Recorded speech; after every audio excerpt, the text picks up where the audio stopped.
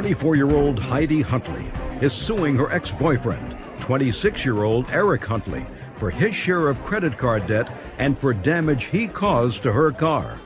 All rise. Now it's case number 333 on the calendar in the matter of Huntley versus Huntley. Thank you. Parties have been sworn in, Judge. You may be seated. Ms. Huntley, the defendant is your former boyfriend. You've been together for quite some time, I assume, and you have one child together. Yes. Your complaint is that when you broke up, Mr. Huntley agreed that he would take over half of the credit card debt. He made a couple of payments and then stopped. You also claimed that he used a car that belonged to you and caused some damage to the car and vandalism to the car. You want him to take care of that. Mr. Huntley said he walked out of the house, leaving you in the house with your child. How old is your child? My son is 7.5. And he left with his clothes, and that's it. Everything that was purchased on that credit card remained in the house, and he doesn't see why in the world he should pay for it. Yes. And with regard to the car, his defense is that any vandalism that was done to the car was paid out by your insurance from an act of vandalism that had nothing to do with him, and you chose not to have the car fixed, but to pocket the insurance money, and therefore he's not paying for it because you already got paid for it, right? Correct. Correct. Good. You lived together from when to when? February of 2003 until October 8th of 2006. When and why did you leave, Mr. Huntley? The relationship just didn't work out. It was an agreed upon thing. It wasn't like I just stormed out. I mean, both of Okay, us so you were agreed. So it unhappy. was a civilized, orderly Yes. arrangement. We were both unhappy. What arrangement did you make, Mr. Huntley, with regard to the debt? I had been paying pretty much all of the, I mean, I had a full-time job and I was going to school, making financial aid and some scholarships, and that was all going to bills while she was only going to school for about 4 years. When I left, I was still paying the credit card bills, but it didn't take a long time to figure out that what was going on was it was an attempt to make sure I didn't have enough money to survive, and I couldn't. Right now, she's living in a 2-bedroom house with hardwood floors, with 2 cars in the driveway. She's got a college degree. I think she's had a job for a little while. I'm sleeping on my dad's couch. The credit card bills were how much? We have $38,000 in credit card debt over the course of our 3-year relationship. He'd been paying half the payment on all of the 5 cards, and I had also been paying half a payment on a card that is only in his name, on not my name at all. Our credit cards have both of our names. We're both joint signers on these cards. We just made the arrangement that, you know, hey, you would pay half and I would pay half the minimum payment, and that went on for until September. And in September, he told me, I need to save for my own place. I have a new girlfriend, or October, I have a new girlfriend. I just bought a new truck after I lost $1,500 selling our truck that was in joint of our names. And I don't have the money to pay it. So you're just going to have to deal with it yourself. It's not my problem. Well, you have to deal with it and he has to deal with it, because if they're joint credit cards, they're going to come after both of you. Absolutely. So what are you doing in court? Here. He won't pay the credit card. Well, they're going to come after him. They'll attach your salary, they'll attach his salary. Well, Your Honor, I have a credit score of 760. His credit score is now 720, but when we met, it was in the 500s and mine was in the 700s. And Miss Huntley, how many years since 2003 were you employed? None of those years was I legally employed. Well, you're not going to stand here in court and tell me you were illegally employed. I went to school and I had scholarship funds. I had 8 different scholarships, of which I got about $2,800 a month take-home cash. That you don't have to pay back? I do have loans. I have student loans. Of but course you do. Some of that I do not have to pay back. The answer is you did not work. He worked. He provided for the household while you were living together. You have to remember, folks, you're not married. We don't have courts in this country for almost marrieds living together, trying it out. We don't have courts for that. If this was a marital situation, I would have no problem. I would say, listen, you have credit card debt, you're responsible for half, and you're responsible for half. That's it. Goodbye and good luck. But that's not the case. The truth of the matter is that if you have $38,000 worth of credit card debt from 2003 in February until 2006 in October, he paid the credit cards. No, he didn't. He was unemployed for 6 months of that time straight. Well, you were unemployed for 4 years. Somebody had to pay for these cars. But I wasn't unemployed. I brought home $2,800 a month every month, except for July and August. What did you do with it? I paid as many bills as he did: car payments, credit card payments, food, clothing. Well, you know something. It's very, very interesting, Miss Huntley. I have no idea how you did that, because I educated a whole bunch of kids, and nobody ever gave them $2,800 a month in cash in addition to what they were getting. So you got some kind of gig going here that probably the rest of the civilized world would like to know about. I have a 3.8 GPA, and I'm an engineering student, and I volunteer 170 hours a year. Fabulous. What do you want me to do? You want me to say to him what you should do is pay half the bills? Yes. Yeah, well, I'll say to him what you do should be half the bills. Be nice if you paid half the bills. That's a moral judgment. These bills are in both of your names, and eventually the credit card companies who have advanced to you foolishly $38,000 in credit card expenses are going to come after both of you for the return of this money. Your Honor, I'm making the payments because I understand how important credit is. I would like to go on with my life. And I'm making the payments regardless of whether he is. Don't you, Mr. Huntley? I do, but I only have so much money, and it's getting to the point where I have to choose. Are you paying child support? Yes. No. Oh, interesting. No, he has not paid child support, and he has not made a payment on any credit cards since August. Requested to make child support payments 2 weeks ago by the state. Mr. Huntley, requested by whom? The state. The state, because he wouldn't pay it. I was never asked to pay it. Just a second. I've been paying all these other bills. Listen, you may be angry. You may be angry. I don't know what you're angry about.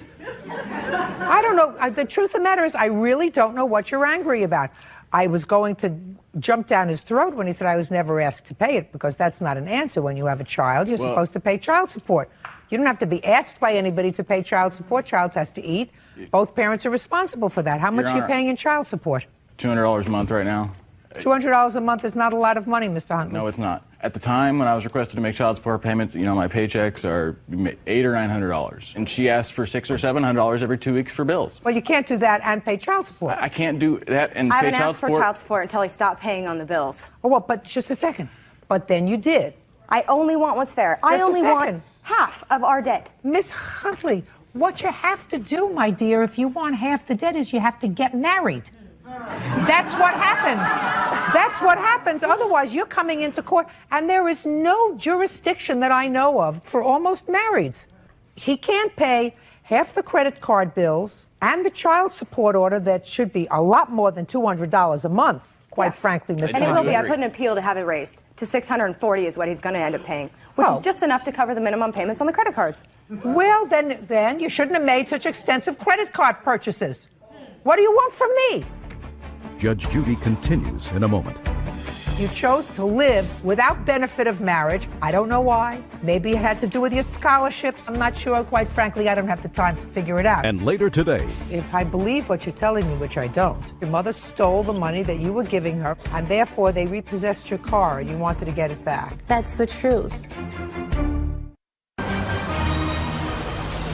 real cases, real people. Judge Judy.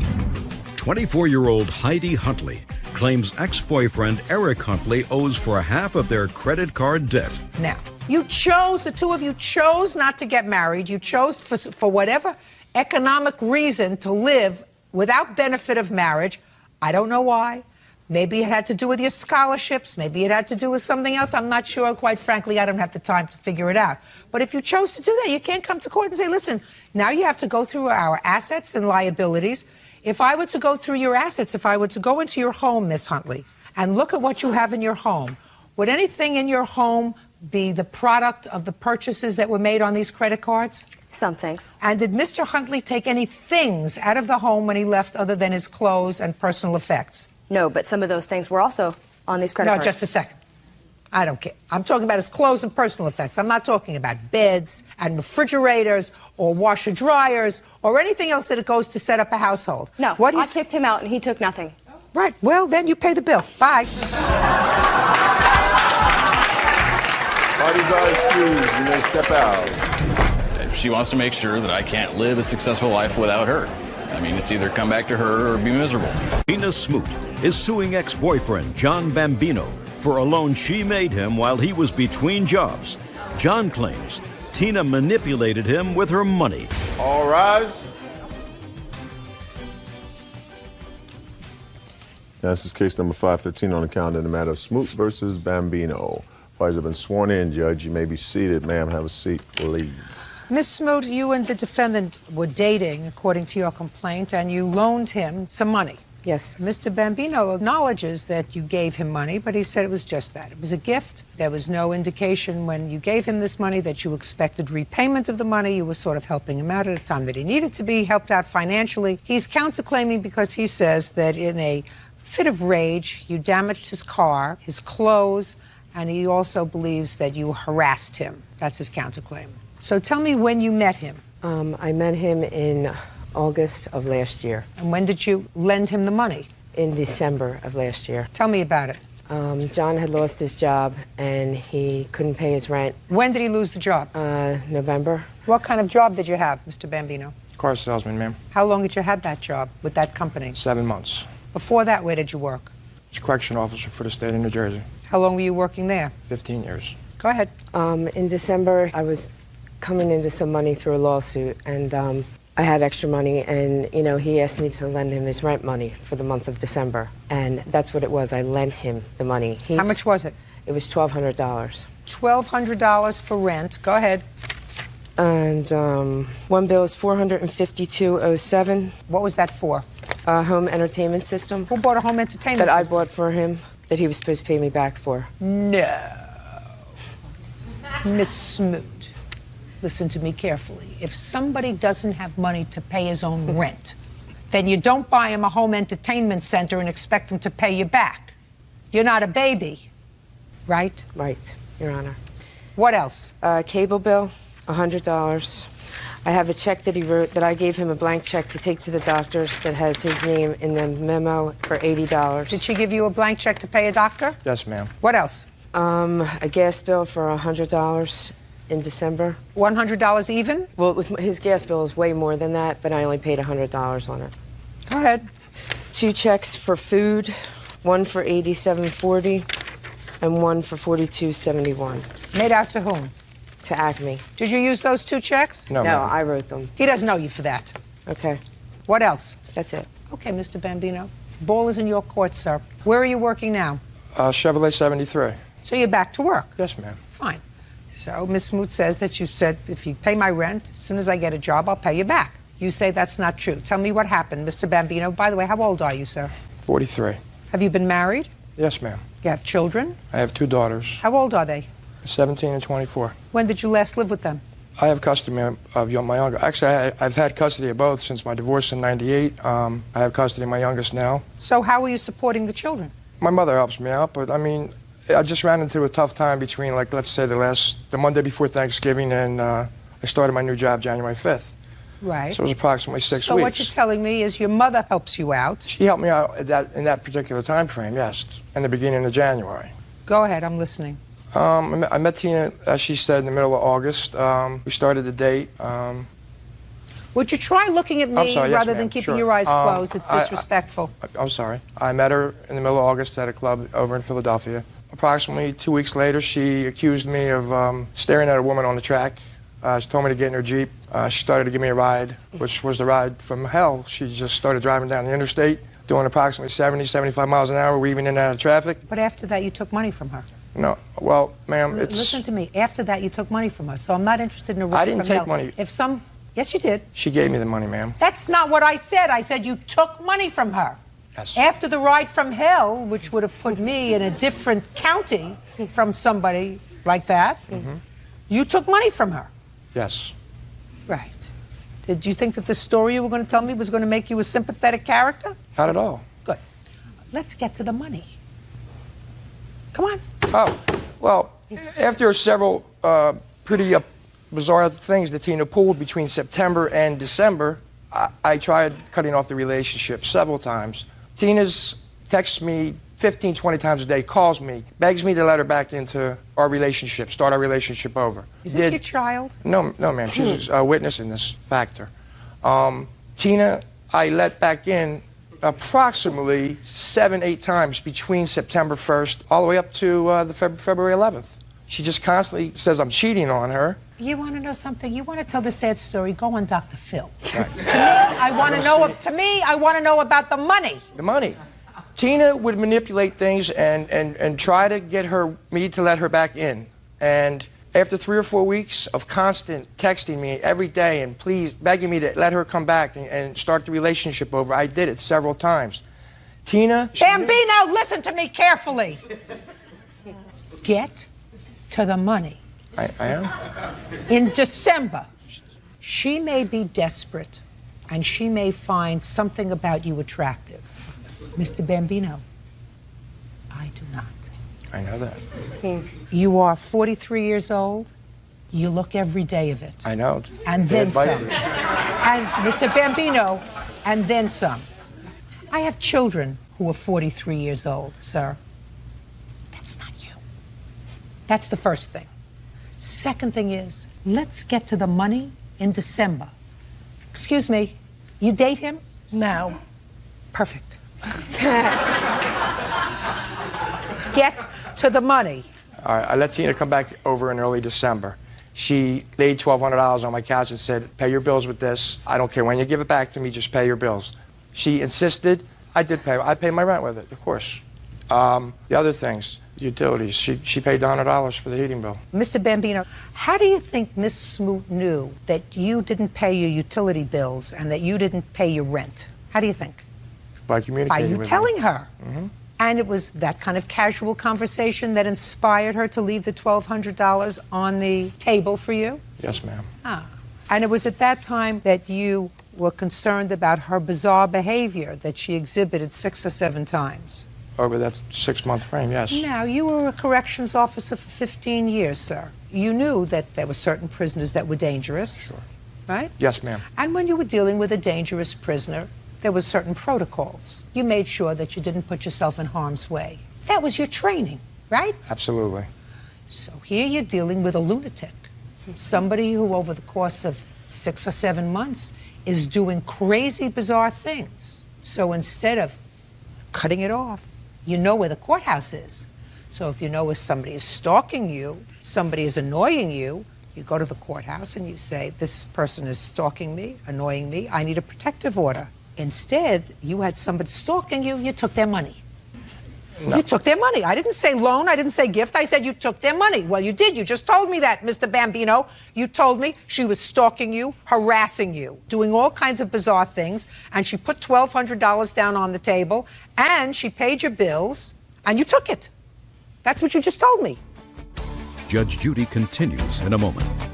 You have to be a nice man, Mr. Bambino. A very nice man. No, you're not. If she's a nut, what you're supposed to do is not be a cad. And later today, Did you say to your daughter, listen, you did me a favor, I'll take care of getting the car inspected, tagged. Did you say that to her? No, I That's did what not. a mother does. That's what a mother does. real cases, real people. Judge Judy. Tina Smoot claims ex-boyfriend John Bambino owes for a loan to help with his living expenses. John is countersuing for harassment and claims Tina intentionally damaged his property. Okay. Now, it is your claim, Mr. Bambino, your counterclaim, that the plaintiff damaged your property, harassed you, and damaged your clothing. You want to tell me when that happened and where? First week in November, Tina was going to North Carolina for a wedding. And when did she give you the money, sir? December. On a sympathy scale, sir, of 1 to 10, this is about going to be a -5, because what you're going to tell me is that she, again, acted like a nut, but you took money from her the next month, right? Yes. Keep going. She told me she would let me borrow her Jeep. I dropped off my friend's automobile that I was using at the time, which was a female friend of mine for 18 years. Tina, in the process, went in the glove box and found out who the car belonged to. She took a pen and ripped the whole roof of the inside of the car, ripped the leather on the seats, took a soda and threw it all over my clothes in the back. That's the incident in November. Why did you do that, Tina? I didn't go to that extreme. What did you... Tina, What happened? why did you do it? I didn't do that, Your Honor. Yes, you did. You did some of it. I called him and told him to bring my Jeep. What did you do to the stuff I in poured the car? soda on his clothes. That was You all. poured soda on his clothes. Is there a police report with regard to the damage to this friend's car? No, ma'am, but I have pictures. It's not your car. It's not my car. Did you fix the car? Not yet. Then you're not the person who can file this claim against Miss Smoot. That would be the car owner. Yes, ma'am. And as far as throwing soda on your clothes, So what? You owe her $1,480. You have to be a nice man, Mr. Bambino. I'm a very nice man. No, you're not. If she's a nut, you're not supposed to take advantage of people who are not balanced. If you actually believe that Miss Smoot is not balanced, then what you're supposed to do is not be a cad and take advantage of her financially. You're supposed to say, I don't want your money. I don't want it as a gift. I don't want it as a loan. I don't want you in my life. I don't want that at all because I don't think you're balanced. I think that you should take this money and use it well by going to see a doctor who will maybe give you some medication to help you feel better. Instead, what you did is you took advantage of her because you're not a nice person. Nice people don't take advantage of sick people. Judgment for the plaintiff in the amount of $1,480. Your counterclaim's dismissed. Goodbye. Parties are excused. You may step out. It was all a big joke. To him, anyhow. That's totally not the case. It's totally not the case. She thinks that something's going on between us. We're just co-workers. She's a little insane. She needs some medicine. That's what she thinks. I feel bad because she's not a bad person.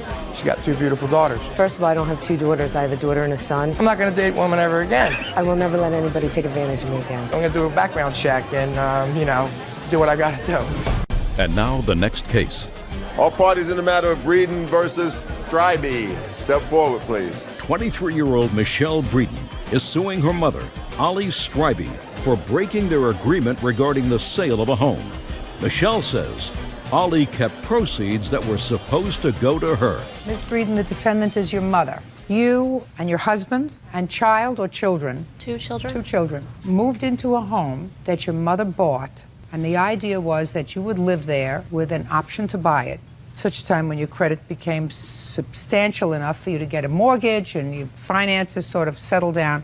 While you were living there, you claimed that you made certain improvements in the house, invested close to $4,000. And then, according to you, your mother decided that since the housing market had taken off, she was no longer interested in selling you the house at the price that she had paid for it, which was your agreement, but she wanted to sell it on the open market, which she did at a profit, and you believe that she should pay you for the money that you invested in improving the house. Yes, sure. That's the lawsuit. Yes. Your mother says that you and your husband, was it your husband, separated.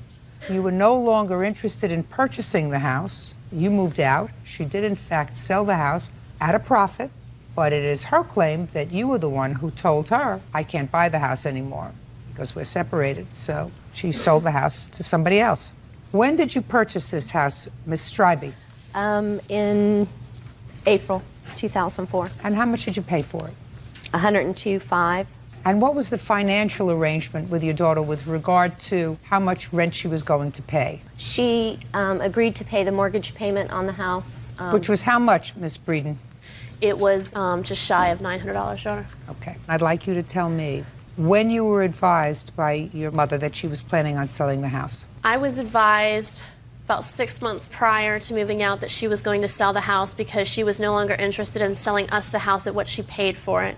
She was interested in making a profit off of us and wanted to sell the home to us for nearly $160,000. That wasn't the original Just a agreement. second. Did you discuss that with your mother? You said you found out. Did you have a conversation with her? Yes, I had a conversation with Ollie. I told her that I couldn't make payments on $160,000, so we decided that we were no longer going to buy it because she wanted so much more for it. Okay. Now, what was your arrangement with your mother at the time she purchased the house? When she purchased the house, she was going to let us move into it.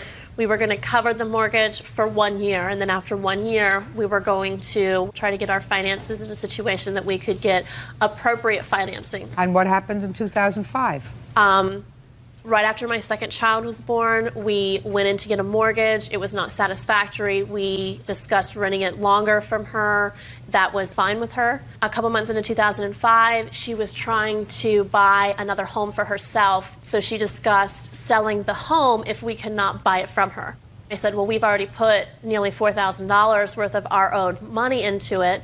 And if you sold it, I would at least like to get that money back out of it to use as a down payment if we chose to move somewhere else. That was fine with her. We moved out the end of February, and she put the house on the market in March. It took her till November 1st to sell the home. Gotcha. When she sold the home, I came to her halfway through November, and she said something about she didn't want to discuss it through the holidays, so I came back to her at the beginning of January of 2007. By that time, she said that she didn't have the money and that she thought that since she had to pay the mortgage from the time we moved out to the time it sold, that she believed she no longer owed us the amount that we were asking for. Gotcha. Okay. Now we'll hear you. Michelle and her husband were expecting their second child and living in a hotel. And although Michelle and my husband doesn't get along very well, I didn't want them to be living in a hotel with a second child. So we this bought arrangement. this house for them. Got it. The arrangement was that she would pay the mortgage payment for the year. I got it so far. There are certain things that are not contested.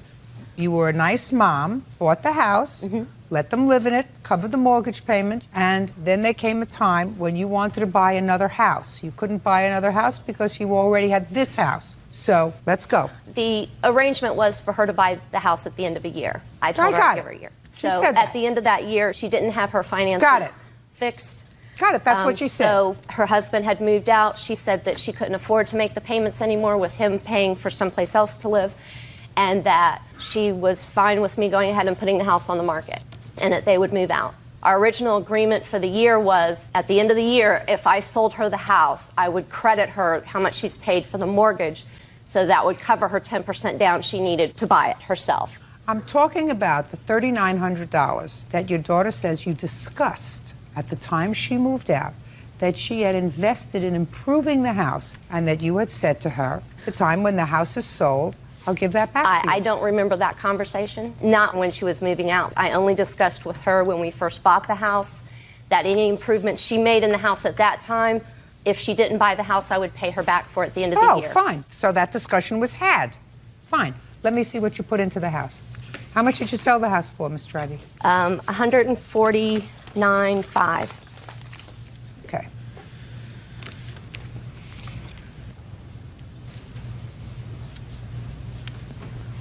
What did you tile? We tiled about 1,000 square feet, the kitchen, the living room, the dining room, both bathrooms, and a hallway. The only thing in the house that wasn't tiled was the 3 bedrooms. She bought the tile and I put it down. It's fine. You got the profit. How much did you clear, Ms. Strybey? Altogether, we probably made about $20,000 off the house. Okay. And I did give her, during this period when we were selling the house, they had repossessed her van and she had no transportation. So I signed over my 2000 Jeep Grand Cherokee to her. That agreement for that Jeep has nothing at all to do with the home. My first child, I gave up to adoption within this period of time. And This I had was nothing going to do with the adoption. I was going to give it to a couple that was in Miami that I did not know. And she came to me and said that since I did not have a car, that if I gave my child to her friends, she would give me the car, and her friends are very good people. But that was the agreement for the Jeep, and that has nothing at all to do with this home. That's not true. I would never offer to sell my grandchild. That was what he needed, because he had already been taken out of her possession once and placed with me for custody. How old is he? He's 6. He's 2 weeks younger than my 6-year-old. I have a 6-year-old as well. And during this period, which is why the husband moved out, is because he was taken away from them and put in my custody. This still has nothing to do with the house, Your Honor. It did, and that was the point where she couldn't afford to make the payments anymore. Where is your husband now? My husband right now is in Cocoa, Florida. Do you live with him? No, I do not. Who do you live with? I live with 2 roommates, and I cover 1/3 of the rent. My friend Lisa and her husband cover 1/3 of the rent, and then my brother-in-law and his wife cover the other 1/3 of the rent. Are you still married? Yes, I am, Your Honor. This arrangement just happened within the last few weeks because her husband's been in jail. At the time that you were living in this house, who was working, you or your husband? My husband was working, and I owned my own business. What kind of business? It was a children's consignment shop. That I helped her open. So you were both working? Yes. So whatever money you invested in the house, you would only be entitled to half of this. Is that right? The other half would be your husband's? Yes, Your Honor, if you want to look, yes, that would be correct. Okay. You think your mother has been reasonable or unreasonable with you? I think my mother has been selfish and incapable of being a mother. In the relatively short time, Ms. Strybey, that I have to spend with you, I'm never going to be able to figure out the pathology of your family. But it clearly seems to me that your daughter, whether rightfully or wrongfully, labors under the assumption that you had an agreement, which I find to be potentially a valid agreement, that whatever improvements they put into the house that might inure to your benefit when you sold the house, you would reimburse her for if the house wasn't sold to them. That's a reasonable expectation. And truth is, you sold the house for a profit. And if it were me, I would have said, you know what? She's not in great shape. Let me give her what she put into it and let her move on. That's what I would have done. I did offer, when she started looking for another home right away, I went out with her, and I was more than willing to help her find another home. And if she at some point in the future, was going to buy one, her father and I had already discussed, we would each pay half the deposit. I've given her lots of money. I assume I've given that's true. But I've always made her pay me back, and I think she's very ungrateful. Okay. Judgment for the plaintiff in the amount of $19.50, which represents 1/2 of the amount that you invested in the house. The other half is not your claim, belongs to your husband. Okay. Got it?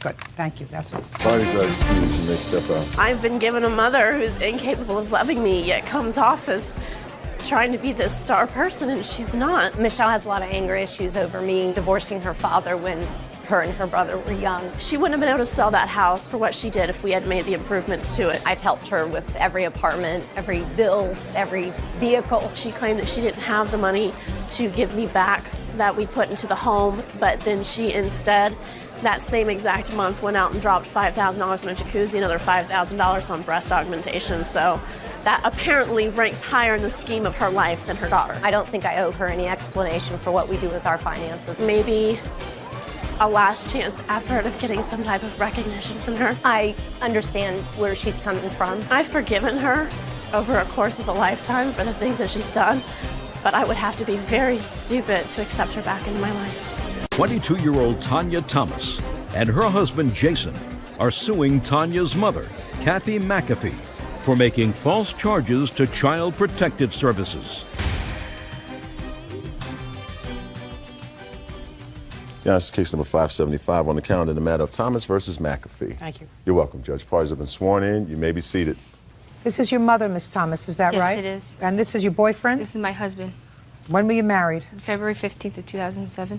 You have one child? I have a daughter and he has a son. You have one child. Yes. And it is your claim that your mother made false allegations against the two of you to Child Protective Services. You consider that defamation and you want her to be responsible for paying you damages. Your mother says that she really had the primary responsibility for a long time in raising your daughter until recently. And when you married and when you took up residence with Mr. Thomas, she had legitimate concerns over the child's welfare based upon things that the child told her. You and Mr. Thomas were married February 15th? Mm-hmm. How old is your daughter? She's now 3. How long have you and Mr. Thomas been living together? Almost about maybe 7 months. Did your daughter live with your mother? No, she did not. I lived with my mother for a short time and her and I lived there together. When was that? That was off and on from the time she was born. We lived together from 04 to 05 and then a couple months in 05. And then last March of 06, we moved back into my mom. And I moved out into my brother's house of June of 06. So you were in and out of your mother's home for substantial periods of time with your daughter? Yes. Without Mr. Thomas? Yes. Were you working?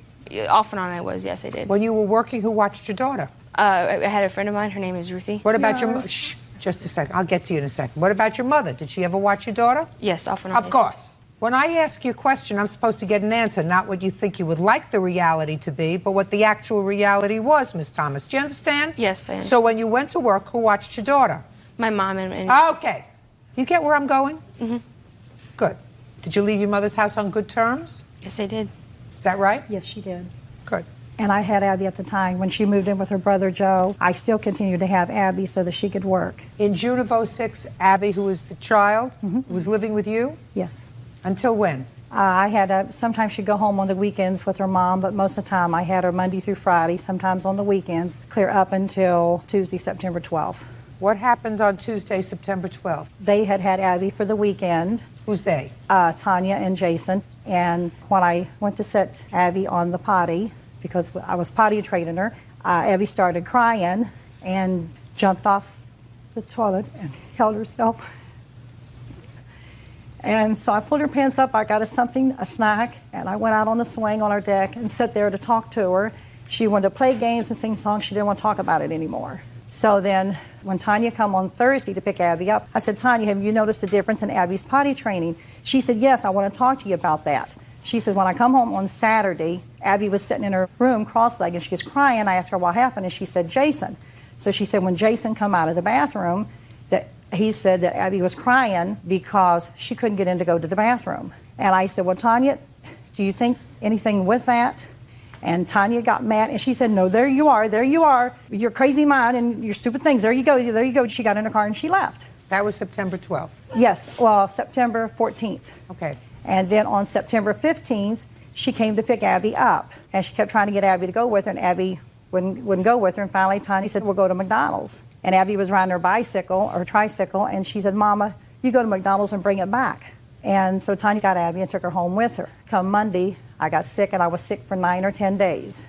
And my sister Becky called me from Fort Wayne to know what was going on. I told her. And she said, you need to make a report. You made a report? Yes, I did. Okay. Then To you the police. thought that there was something that was potentially problematic. Right. Okay. The question I have for you, Ms. Thomas, is your mother called to make a report to Child Protective Services because of something that your daughter had said to her. Mm-hmm. My daughter's only 2 at the time. Doesn't make any difference. Okay. She's very smart. Doesn't make any difference. I believe that based upon whatever little bits your daughter said to her, your mother had what she perceived to be a legitimate concern. What? I have paperwork here of the police report that she made that says she waited 2.5 weeks to make this allegation. Right. She just told me that. I was sick. She just told me that, Mr. Thomas. You think that that mitigates the problem? She tried to get her daughter involved, and her daughter got angry and left. That's what she told me. She said first she reported it to her daughter. My mom did not report it to me at all. Yes, she did, Miss Thomas. She said to you, have you had any trouble potty training Abby? She didn't report it to you that way. She was trying to be more subtle. Maybe she had to hit you over the head with her concerns. Mr. Thomas, you have children? Yes, I do. I have custody of my son. How long have you had custody of your son? 4 years now. How old is he? He'll be 7 next month. Your mother-in-law says that you acknowledged that you put some hot sauce on Abby's fingers because she was putting her fingers in her mouth. Is that true? I did one time, yes. You can't do that, Mr. Thomas. That's not your prerogative. I understand that. I went well, over you that. understand that now, but you think that that might be the cause of concern by her grandmother? Well, I see where she would have concern there. So, I want to see the report that you say that she made to the police. I also have the CPS report if you'd like to see that. I absolutely would.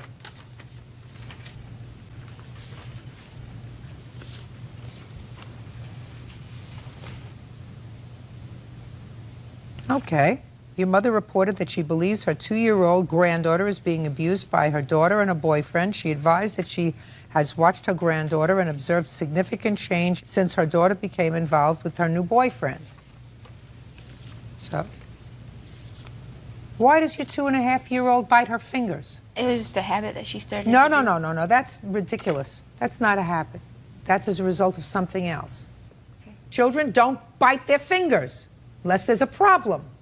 Your Honor, she had also started to stutter, which she never did before. Judge Judy continues in a moment. These men had come to my house, and they had said that my mom had made allegations. I was a child abuser. I'm not a child abuser. Oh, stop.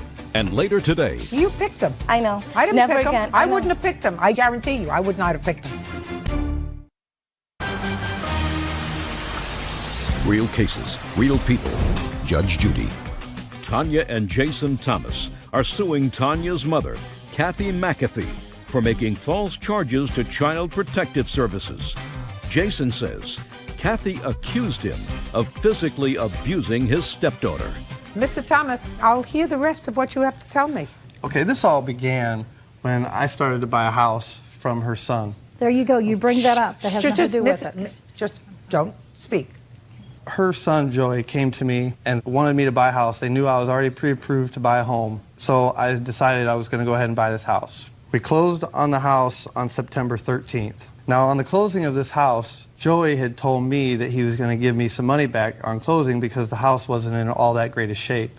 So he was going to show up on the 15th. On the 14th is when we picked up Abby from her house. 15th. Sorry. Don't speak again. Okay. Now, on the 17th, Joey showed up at my house. I work third shift. He shows up at my house at 11 o'clock at night. He avoided me the whole weekend. Can we get to the point, Mr. Thomas, please? Okay, well, he showed up after I went to work, and he brought two of his brothers, or one of his brothers and his dad, and I filed trespass warnings against him. And on the 26th, I filed a small claims court case against Joey. I'm not hearing anything, sir. I'm getting there. And get there fast. On the 15th, she calls and threatens us about this CPS thing. I did not. No. Mr. Thomas, what do you mean she calls and threatens you about this CPS thing? Well, she just out of the blue. No. Did you speak to her? Her daughter. I did. What did you say to your mother, and what did your mother say to you? She called on the phone, and I answered it. And this was right. Look at me. This was right after the police came to our house. My mom called. She was yelling. Police came to your house about what? About my brother's, the confrontation. Okay, so there was a confrontation between your brother and your husband. I was trying to prevent confrontation, and that's why I had called the police. Go ahead. And my mom had called, and I answered the phone, and she was cussing and hollering, and I'm like, what's going on? And then she was mad at me for calling the police on my brothers. So? And I said, I understand that, Mom, and I was trying to tell her, I said, I know how my brothers are. They like fighting, and I said, I only did that to protect my family. I did not want no fighting there because my kids were there. And she was still mad and cussing and hollering. And that's when she said, well, I'm going to get you for child abuse and everything. And she hung up. Oh, you're under oath. And she hung up. No, And then it was October 2nd. Policemen had come to my house. Mm-hmm. And they had said that my mom had made allegations I was a child abuser. No, your mother made allegations. Let me be very, very clear to you. You've already acknowledged that you permitted him to discipline this child in a way that I believe is inappropriate. I believe that your mother tried to talk to you well before this, when you came to pick up your daughter way back in September, about your daughter's potty training, and you left. That did happen, did it not? No, it didn't. Yes, it did. Oh, yes, it did. Oh, yes, it did. I don't think she said the word abuse. I believe she said to you having difficulty potty training Abby. She never came to me about it, I swear. She didn't come to you. You were at her house. I came to her house on the 14th to pick up my daughter. My daughter was fine. My daughter left with me fine. I'm not a child abuser. Let me ask you this question. Did your daughter ever say that she wanted to stay at your mother's house and you said, we'll go and get McDonald's? No. That never happened No, either. we were going home. I took her home, but we never went to McDonald's or nothing. No, I didn't say that you go to McDonald's. I said, did you say to your daughter, we'll go and get McDonald's? No. Yes, it did, Tanya. No, I didn't. Okay. Anything else you want to say to me, Mr. Thomas? I'm still listening to you, sir. I just don't understand how these allegations could be made. She made allegations that she abused her granddaughter when she was an infant. She waited, almost 2 years to make this allegation. No. She waited almost 2.5 weeks to make that. Child molesting to me, Your Honor, is a very serious thing. Very serious. And very subjective sometimes, Mr. Thomas. I don't understand. Well, I'll explain it to you, sir. When Child Protective Services takes a report, they say, well, has there ever been any indication historically that a parent acted in either a neglectful or abusive way to a child? What she said was her daughter shoved Abby when she was little. Yes. What she's really complaining about, and she was, oh, stop it. What she's really complaining about now is that her daughter is taking a passive role, not protecting her child. She's not claiming that her daughter physically abused her. The report says, sir, that you physically abused her once, that you acknowledge, by putting stuff on her hands to prevent her from biting her hands, which is an unnatural thing for a 2-year-old to do. You acknowledge that. Yes. And the second is, she believed that there was some question as to whether or not her granddaughter was being abused in another physical way. And she has an absolute responsibility to report that. So why didn't she do it right away? That's my question. Because I'm answering your question, even though there's no basis for me to have to answer your questions. She tried to resolve, at least looking into the matter with her daughter, who is emotional. That was a lie, Your Honor. No, I don't believe that, sir. It was a lie. I don't believe it. It's my job to figure out what's the truth and what's not, and who's telling the truth and who's not. And I'm telling you, your wife's statement to me is not truthful. All I have to say to you is you have to keep a very vigilant eye. You have one responsibility, and your one responsibility is to your daughter.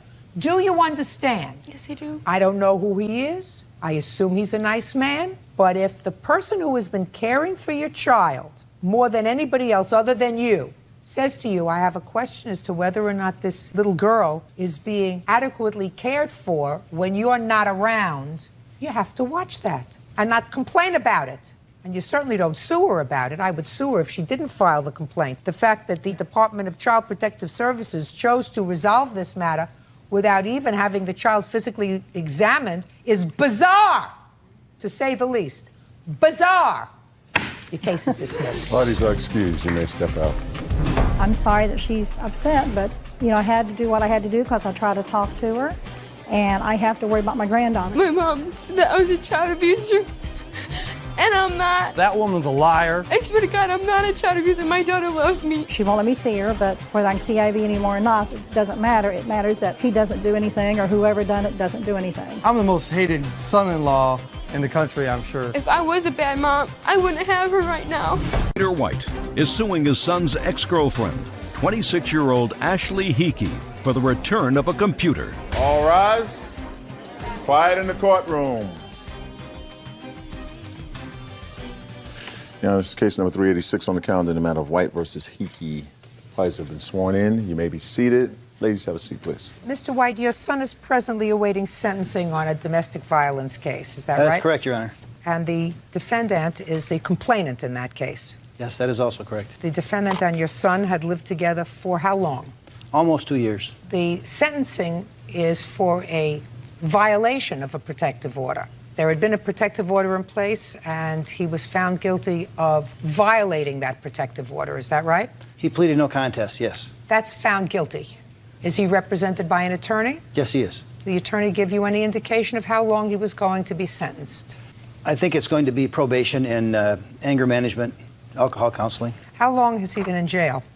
He was in jail for 4 days. Where is he now? He is out of jail and taking a welding class, living at my house. He has an alcohol problem? Yes. Are you angry with the defendant? Well, I'm not angry with the defendant, but I feel that there was some property that was at the residence when she got the protection order that belonged to me. According to you, you loaned them, a computer. She took it. Tell me about the loan of the computer, Mr. White. Well, I build computers for a living. I understand that. Okay, and my son and the other son that lives at home, from time to time I will put a better computer into their place and then take the other one and use it for parts. And the computer that he had was something that I had put a lot of time and money into. And there's pictures of my grandchildren on there and so forth. I want to know, Mr. White, what you said to your son when you built this computer in their home. Oh, I said this is a loaner that you can use as long as you need. And when I need it back, I'm going to take it back. Is that what you said to him? Yes. I don't believe you. It doesn't sound right to me, sir. When did you put this computer in their home? It was before they moved back here from up north. It would have been probably October or November of 2005. You get where I'm going, Mr. White. A loaner is something you say, listen, you need a computer, I'm going to loan you my computer, but I'll be back for it in a week. I'll be back for it in 2 weeks. But not I'll be back for it 2 years later, when I want it back because you have my pictures of my grandchildren on it. Do you understand what I'm saying? You get what I'm saying, sir. Now, you may be angry at her because she had your son arrested. I can understand that. Did you have him arrested because he assaulted you? Yes. You said that in a very tenuous way. Did he assault you? Yes, he did. How? He tossed me across the room. He grabbed my arm and tossed me across the room. Had he been drinking? Yes. Do you drink? No. Not, well, occasionally with friends. But you don't have an alcohol problem? No. How long have you known that his son had an alcohol problem? Well, he drinks on a daily basis. I guess from the beginning I knew it, but it was my own fault for knowing and not doing anything about it. Was he working at the time that you lived together? When we first started living together, yes, he was. And then? And then he got laid off and was on unemployment until it ran out. Were you working? Yes. Steadily? Yes. Same company? Well, when we lived in Petoskey together, I asked to be laid off because I wanted to move back to Bay City. I didn't know if we could find work right away. And when I got there, I had a really hard time finding work, but I did find a work at a daycare. And I worked there until I found a better job, which is where I'm at now. How long have you been working at this company? Since August. Sounds like a nice young lady, sir. You must have been thrilled that your son, who has an alcohol problem, hooked himself up with such a nice young lady.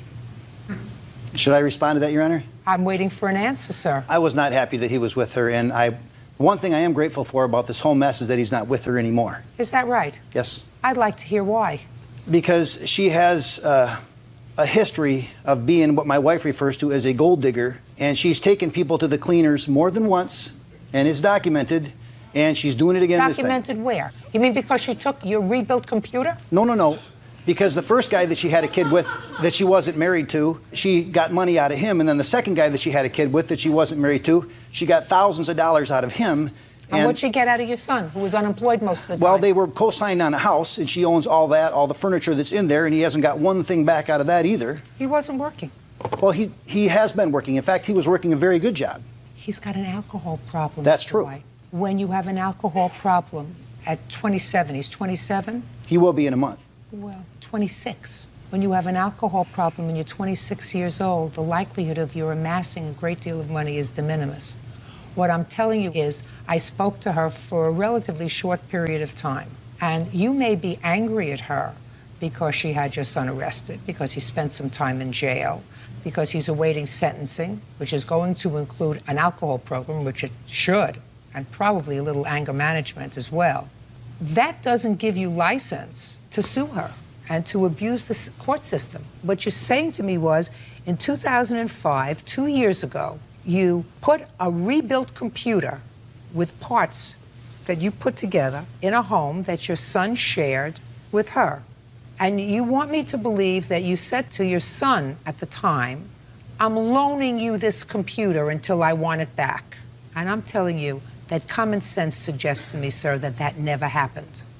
You may have said to them, from time to time, I'll come and add new parts to it and give you a new one.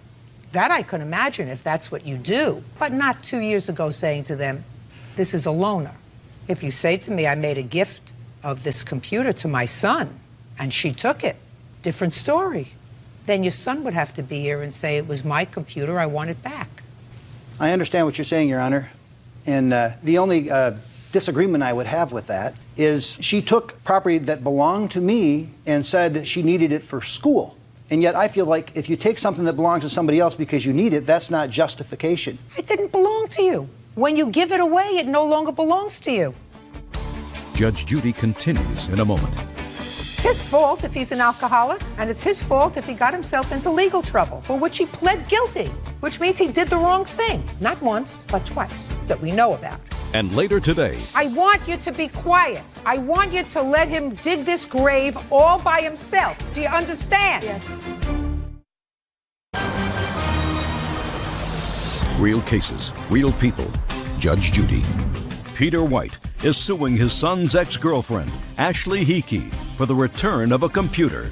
Now, you and your wife are angry at her because she caused your son trouble. Could have just as easily have split up without trouble, without police, without 4 days in jail, without lawyers, without bail, right? I disagree, Your Honor. You disagree that they could have split up without trouble? Is that what you're saying to me? Yes, if we would have been able to get some of the stuff back from her, like this computer. I'm not talking about stuff. Aren't you hearing what I'm saying? What I said to you, madam, was you would think as parents you would want them, if they were going to split up without police involvement. I agree with that. Well, yes, Your Honor. So why can't you just say I agree? You don't have to be argumentative. I do. The only problem is your son was a violent alcoholic. And the only way that she could get him out of the house and get her to leave her alone was to call the police. Because he wasn't leaving her alone. He's not allowed to put his hands on her. And he's not allowed to come back once there's an order of protection. That's not her fault. That's your son's fault. And you better put the blame where it belongs, because it doesn't belong with her, it belongs with him. And the quicker he grows up and figures out that he has two loving parents, but he better not disappoint them, because you're going to be there for him if he falls on his face. But don't blame other people. It's his fault if he's an alcoholic. And it's his fault if he got himself into legal trouble, for which he pled guilty. which means he did the wrong thing.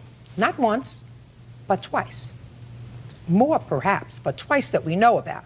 And if your son wants to come here and tell me that this was a gift to him and she took it without permission, I'd hear him. But you did not loan her your computer. That's all. Your case is dismissed. Parties are excused. You may step out. He's angry with me because his son is an alcoholic and he's violent, and he went to jail, and he's mad at me and thinks it's my fault. I think she would do anything she could to make my entire family miserable and is making a career out of it. My son was brought into this situation. It shouldn't have never been like that. You can't fault the judge's logic. She was very logical, but there was a few issues behind the scenes that didn't really come to the fore. I hope he does get help, and I hope he does become a better person.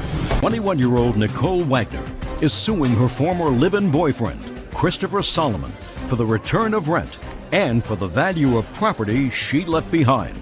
All rise. Now, this is case number 554 on the calendar in the matter of Wagner versus Solomon.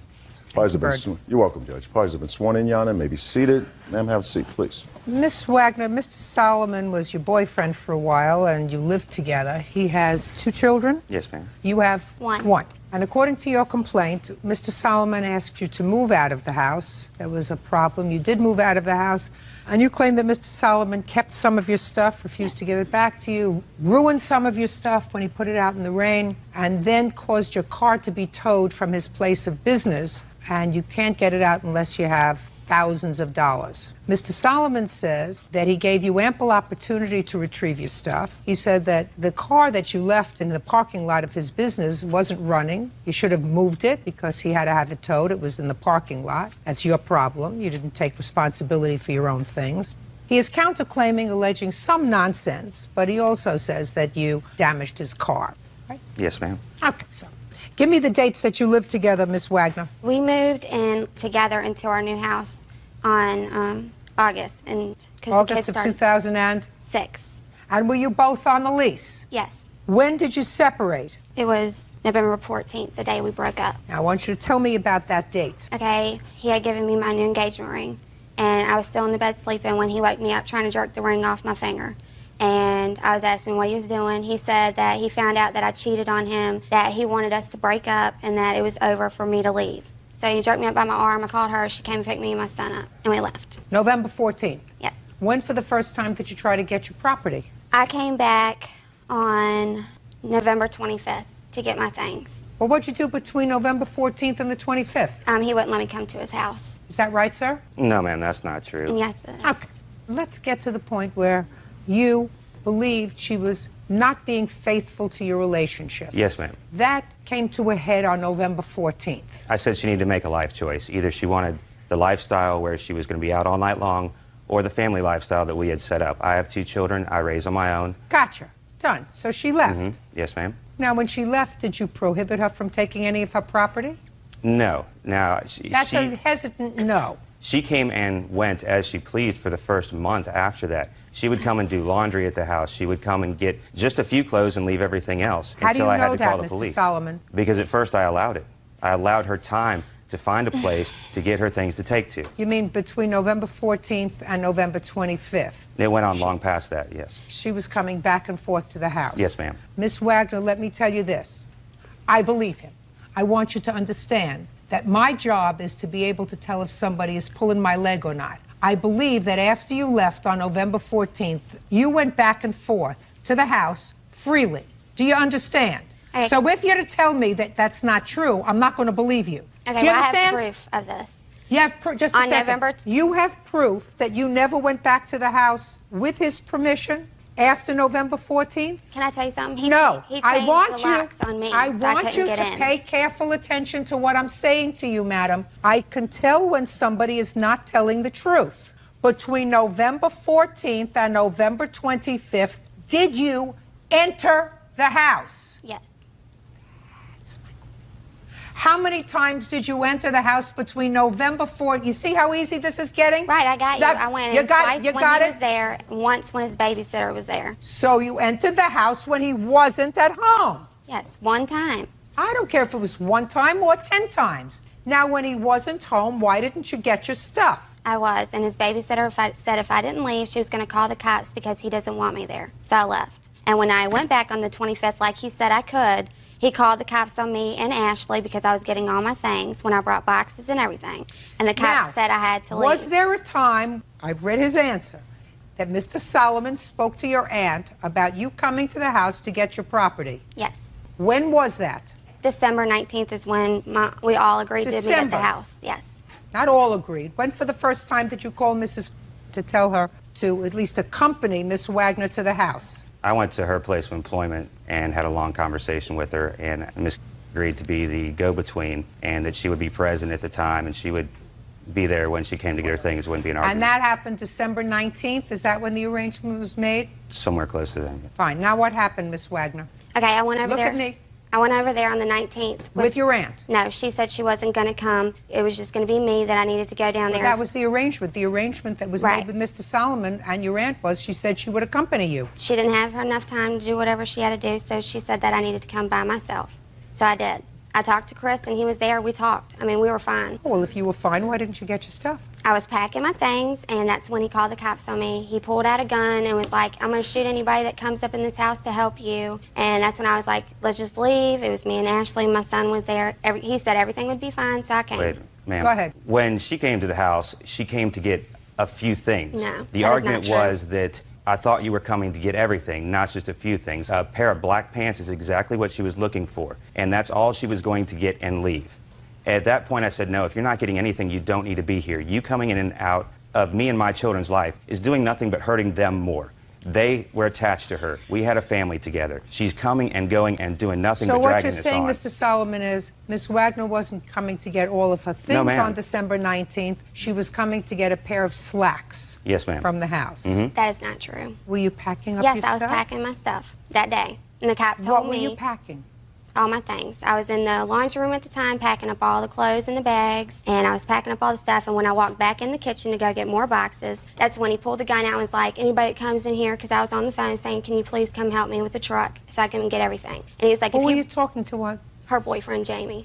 Why wasn't Jamie there with the truck? Why were you calling him? Because I needed somebody with a truck to come help me. Well, why weren't those arrangements made before, Miss Wagner? Because he said he was going to use his truck to help me move everything. We were still talking. Everything was fine. Go ahead. Well, when I went back through the thing, he pulled out the gun, all that kind of stuff happened, and he was like, if you're not going to be with me and you don't want a family, to leave. And I was like, just let me get my stuff. It's not going to take me that long. I don't have that much stuff at the house. And when he told me to leave, he said, fine, I'm just going to call the cops. Well, I'd already called the cops because he had pulled the gun out after I got off the phone with Jamie, and I said I was going to leave. I'd rather have a cop there when I'm packing all my stuff. Why didn't you bring your aunt? It would have been much easier. That's who we made arrangements with. She didn't want to come. I'm not so sure about that. Judge Judy continues in a moment. You mean after he pulled the gun on you, after you called the police on him, you spent Christmas morning together with him, opening up presents with the children? For the kids, yes. And later today, What you're telling me is that she held the plane tickets over your head in order to get you to sign the lease. That's ridiculous. You sound ridiculous, like a ridiculous baby.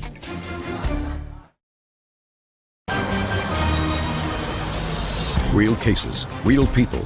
Judge Judy. Nicole Wagner says former live-in boyfriend Christopher Solomon owes for the return of rent. Christopher is countersuing for storage costs and vandalism to his car. Go ahead. And the cop came down there and said that if I needed certain things for my son, I can go get them, but I had to leave. And if we wanted to settle this, we had to settle it together, or we had to go to court. Very good. And that I couldn't come back until we did. That was December 19th. Yes. When did you go to court? We didn't go to court. Well, when did you file to get your stuff? I never did. He Why said not? he was going to file to take me to court for leaving my stuff there. What? Yeah. If you wanted your stuff, the police told you what to do. They said go to court. Why didn't you go to court and file a claim against him for your stuff? I would have if I had the money to do it. On Christmas, You don't need the money to do it. It costs $48 to take somebody to court for a small claims. Well, you have a 4-year-old child, madam. How are you supporting yourself? Well, at the time, I had lost my job when we were together because How we were wanted you to be a supporting yourself? house mother. My mother was helping me at the time. Then you ask your mother for $48 so you can file a small claims case. Well, between her and my aunt talking to Chris was telling them that I was going to be able to get my stuff. We just needed to set a better date. Baloney. That's what was said. Baloney. But do me a favor. Could we get to the truck, please? When did you leave your truck at his place of business? When we were together, we What had left month? it there. What month? I'm not sure. It broke down, I think, in August. And you just left it at the parking lot? Right. You left in November? Right. Why didn't you take your truck? Because he gave me time to find a home for me and my son to live in. Oh, so he was, just a And- second. So after November, now what you're telling me is, Miss Wagner, when we were broke now up, what you're telling me is that after he threw you out in November, we he spoke gave you, plenty of times after that. he gave you time to find a place to live, which was very nice after he believed that you were cheating. Right. He gave you time to find a place to live and get settled. That's what you're telling me. Correct. So it wasn't all terrible. And that included finding a place where you could take your truck that had broken down in August. Right. How long did he give you? He said I can have until January 31st to move my truck. January 31st. That was the date. Is that the date you gave her, On sir? a Wednesday. Is No, that ma'am. the date you gave her? No, ma'am. She makes things up as she goes even- along. She doesn't No, realize that when no. I tell her things that I can tell when somebody is lying to me, that I can tell. Ma'am, I have When a did picture you here. have the truck towed, sir? Give me the date. January 1st. January 1st. So you had the whole month of December. Right. You had the whole When- month of December after things were not going well. You should have moved your truck. Well, we only started talking after December 25th. And after that, he said that I could have up until January 31st to move my truck. And I said, you know, we were still talking. We spent Christmas morning together. You know, we switched presents for kids and everything. Really? If I You might mean add- after he, just a second, Miss Wagner, you mean after he pulled a gun on you? Yeah, after you we got- decided to be friends. After he pulled a gun on you, after you called the police on him, you spent Christmas morning together with him, opening up presents with the For children. the kids, yes. Mr. Solomon, the truck she takes care of by herself. You want the truck? You want to get it out of impound? Pay for it. You had ample opportunity to get your stuff. You didn't get your stuff. It's gone. It's over. You want to go into your counterclaim with me? Yes, ma'am. I'm timing you, Mr. Solomon. Yes, ma'am. On New Year's Eve, I started receiving some prank phone calls coming from private numbers, but easily recognized her voice after living together for so That is long. not true. I said, you know, I'm older. I don't need this going on in my life, this drama. You know, if this is the way it's going to be, then you can come get your stuff now, and I'm going to start putting it outside. And when she came over thinking I was putting some of her things outside, she raised a lot of Cain, and after she left, they went outside, and there was a nice chunk out of the side of my car. Somebody evidently had run a key that was not there before into the side of my car. And can I say something on that? Yeah, sure. She's my witness when she came with me down there to get my things that he left out in the rain. And when he called me, it was like 4 o'clock in the morning. We were already at home in the bed, and I had to ask the lady downstairs to keep an eye on my son while I ran and got my things out of the rain. When we got down there, he was outside drunk. You woke somebody up? Yes. A neighbor downstairs? You woke somebody up 4 o'clock in the morning? You know, you probably... And we all lived together. You probably wouldn't know the truth if it came up right over Yeah, here. and I have text messages Right over from here. his phone. You don't have proof that she did it. Could have been her, could have been the guy that she Right. brought with her, it could have been somebody else. I understand. It's over. Yes, ma'am. It's over. Finished. Okay. It was a bad scene. Move on. You too. Goodbye. I have. Parties are excused. You may step out. He played house for a while, He wanted me to be a housewife, but after she remembered what the party life was like, and you like a soccer mom. she chose that lifestyle over that one, so. I wasn't ready for that, and I told him that. And now the next case. All parties in the matter of Latore versus Hanlon. Step forward. Alexandra Latore says ex-boyfriend Anthony Hanlon owes for several unpaid loans. Miss Latore, this used to be your boyfriend. Yeah, he claims not, though. And is your claim that he scammed you out of some money? Yeah, basically. Mr. Hanlon says that he never scammed you out of any money. Pretty much you're a nut. Is that your defense, sir? Yes, ma'am. That's a good one.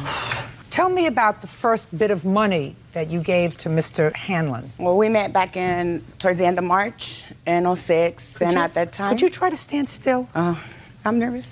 I know, but try to be nervous within yourself. Don't make me a co-conspirator in your nervousness by jumping around. It sort of makes me nuts. Well, the first bit of money came when I got my taxes on April 15th, 06. And he took me and my kids to Target to go buy some stuff for my kids. And he had called me outside and asked me if he could borrow $200 because he needed to pay his insurance to his car. And I was like, okay. He said he'll pay me back.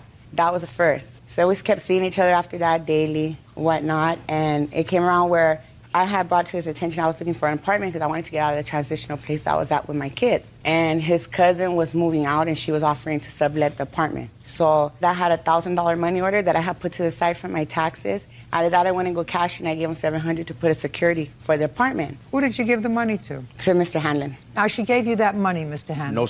No, ma'am. Who did she give the money to? I don't know. She didn't give me any kind lie. of money. Did you tell her about this apartment that was available? I don't know anything about what she's talking about. Okay, go ahead. That was that, and then I kept coming around asking him, what's going on with the money. He kept giving me excuses on the manager this.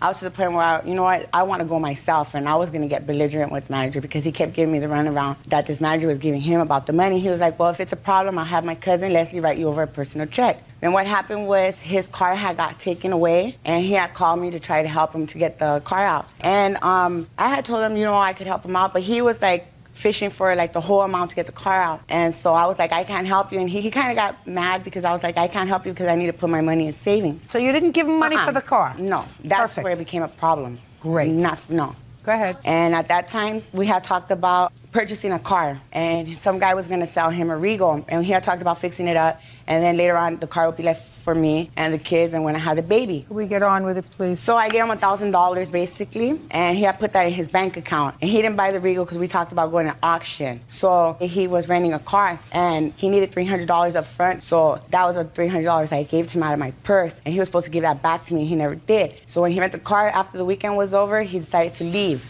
And when he decided to leave, he told me that he was going to give me back the $1,000, and that never happened either. Go.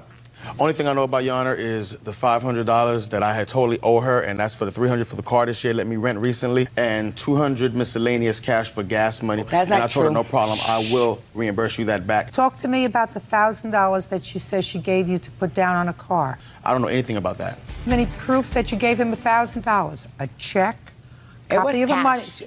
Copy of a money order?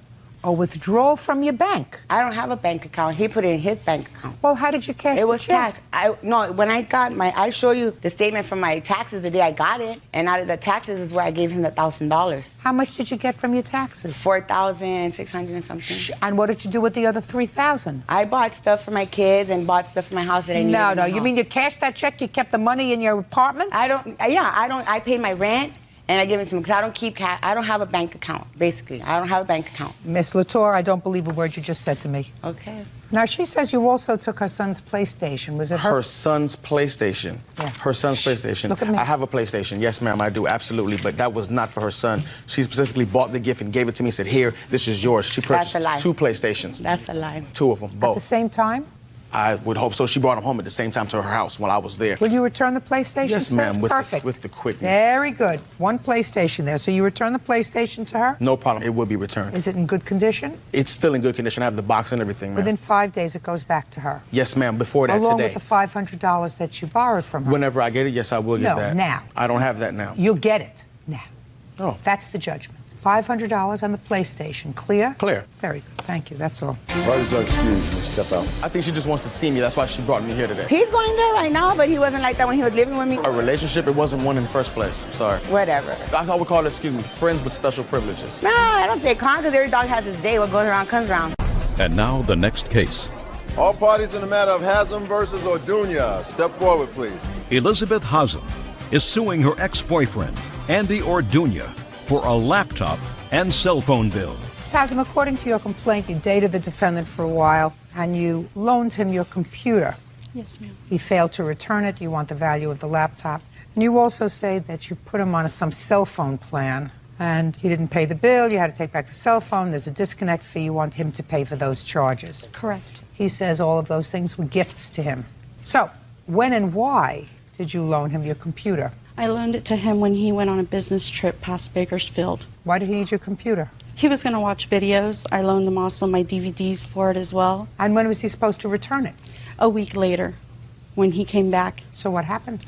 I guess supposedly he went and he was on his way back from the business trip and got pulled over and was arrested and put in jail. What were you arrested for, sir? I had a warrant, and it wasn't a business trip, actually.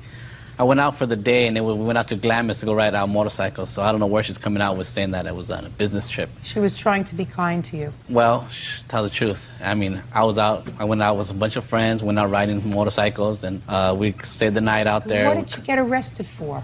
I had a warrant for failure to appear. Failure to appear for what? For a traffic ticket. For traffic? That's what I said, yep. And how long were you in jail, sir? Like 45 days. 45 days for a traffic ticket? Yep. How old do I look to you? How do you look? I'm asking you, how old do I look? 50. Perfect. I'll take it. Listen to me. I've been on the bench for years. Nobody goes to jail for 45 days for a traffic ticket. Well, I had a traffic ticket for a warrant and stuff. And I had Nobody goes to jail for 45 days, sir, for a traffic ticket. I won't press you further. Okay. Suffice it to say, more than a traffic ticket. Now, what happened to her computer? Well, I had a warrant, so they kept me there, and I left it in my friend's truck. When I came out of jail, I found out he had gotten into some trouble, and he wasn't nowhere to be found no more. So I thought about it, okay, it was a gift. She gave it to me, so... Well, tell me how it came about that she gave it to you, Mr. Orduña. Because we were going out and stuff, and she told me that her husband had gave her this laptop, and that she didn't want nothing to remember her by her husband, so she had gave me her laptop. That's a lie. That's not a lie, because you had told me yourself. Just a second. She had You told mean me. she didn't want to have any sentimental attachment to this laptop? Yeah, exactly. After he came out of jail, Miss Hazem. I asked him where my laptop was. And he said? He said it was in George's truck, which was the friend he got busted with. You mean while he was in jail for this 45 days, month and a half, you didn't inquire as to where the laptop was? Oh, yes, I visited him every weekend. Well, if and you I visited asked him every weekend, why didn't you go and get the laptop before? I didn't know this guy. Well, why didn't you ask where he was? He didn't know. I asked. It never came up. Just It a never second. happened. Just a second. So every weekend you would go to visit him in jail and you questioned him about the computer. But when he got out of jail, you took him back. Stupidity. Wow. When he came out of jail, you took him back. And not only did you take him back when he came out of jail without your computer, but then we get to the second part of your lawsuit, the cell phone part. Yes, ma'am. So when did you get him this cell phone? In July of 06. July of 06, and between March of 06, when you loaned him the computer, and July of 06, what'd you do without this computer? I continued to ask for it. Did you continue to live with him? No, we never lived together. Did you continue to have intimate relations with him? Yes, ma'am. You don't have to live together to have intimate relations with him. As a matter of fact, sometimes it helps the relations if you don't live together, right? I didn't say that. I didn't hear it. Good. Neither did anybody else, I hope. Why don't you tell him that he didn't need a cell phone? What he needed to do was get some money to pay for your laptop. I should have. Yeah, sure. So what are you bothering me now for, Miss Hazel? Now that it's over, either you left or he left. Who left? I did. Because you got fed up? Yes, ma'am. Okay. I would have gotten fed up a long time before, but it took you that long. Why are you bothering the courts now? You made two mistakes. You let him use your computer. If you said to me, I loaned him the computer because he was such a deadbeat and a lowlife, he had no interest in securing my computer. Not you. You go to visit him every weekend in jail. He comes out. You still engage in an intimate relationship with him. You buy him a cell phone. You pay the bills. And then, when you've had it with him, why did you have it with him? Because I couldn't take any more lies. I couldn't take any more of the fact that he wouldn't give me my rightful belongings. Rightful belongings had nothing to do with it. It has to do with emotions. It had nothing to do with rightful belongings. Why did you separate, Mr. Orduña? Because I think she wanted to go back to her husband. She was with her husband when she was with me, too. And she was just trying to find more security, I guess. And she was trying to find security with you? With me or her husband, whoever she could find it. But obviously she didn't find it with me. Are you and your husband back together Yes, again? ma'am. Perfect. Move on. Yes. He's over. He's finito. He's finished. Done. Do you have the cell phone back? He doesn't have it back. No, I don't even have the cell Where phone. is it? I guess he has it. Where's the cell phone? I don't have the cell phone. And I told her that I didn't have no money to pay for it. And she said, don't worry about it. I want to be able to talk to you because I was staying in a sober living house. And she wanted to be able to get a hold of me. You were living in a sober living house? Yes, I was. Why, were you a drinker? No, I had some drugs I had got caught with a while back. That had nothing to do with the warrant, right? Part of it. So it wasn't just a traffic ticket. Well, it was... Mr. Orduña. Ms. Hazem, move on. You're back with your husband? Yes, ma'am. Perfect. That's all. Step out. Case is dismissed. Thank you. Step out, please. And now the next case. All parties in the matter of Detweiler versus Atkinson. Step forward, please. Deborah Detweiler is suing her former friend, Gary Atkinson, for a loan to buy a home. Ms. Detweiler, you and the defendant were, according to you, friends. Yes, ma'am. And there came a time when Mr. Atkinson was buying a new house, and it is your claim that you loaned him $5,000 with the understanding that he was going to pay you back. Yes, ma'am. Mr. Atkinson says nothing could be farther from the truth. While he acknowledges that you got the cashier's check, he gave you the cash in order to get the cashier's check, so that you were merely just performing a ministerial act by going to the bank and getting this cashier's check as a favor, but the money actually was his. Tell me what happened when you were in a position to loan him $5,000. Okay. I had recently sold my mobile home to my ex-husband and his new wife, and he said that... How much did you sell it for? I sold it for $10,000. How did he know that you had $10,000 in the bank? We became friends. Also, I was going through a breakup with my boyfriend, and him and my ex-boyfriend were talking back and forth, and I don't know what was being said, but I know that somehow he found out that I had this money in the bank. My boyfriend evidently had told him. So he said to you, can you loan me? Come on, I own you the loan. He said that he wanted to buy a $250,000 home. He was having a hard time getting hold of his daughter, Angel, because she takes care of all of his banking for him, and he needed $5,000 in order to put down on this property. I said, well, I've got the money in the bank, but you have to promise me that you'll pay it back. So I went to the bank. I wrote a check out. I've got a copy of the check that come out of my bank, the $5,000. Can I see it, please? Yes, ma'am. See where it came out of your bank? Shh, just a second. Let me see where it came out of your bank.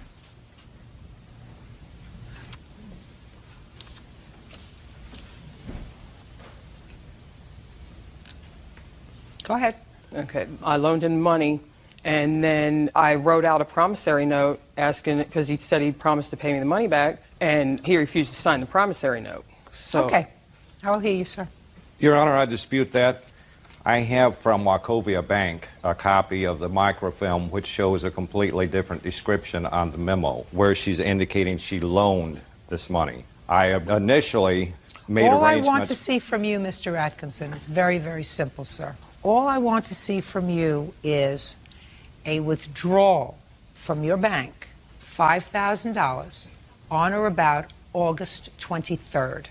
I have that, Your Honor. I'd like to see it.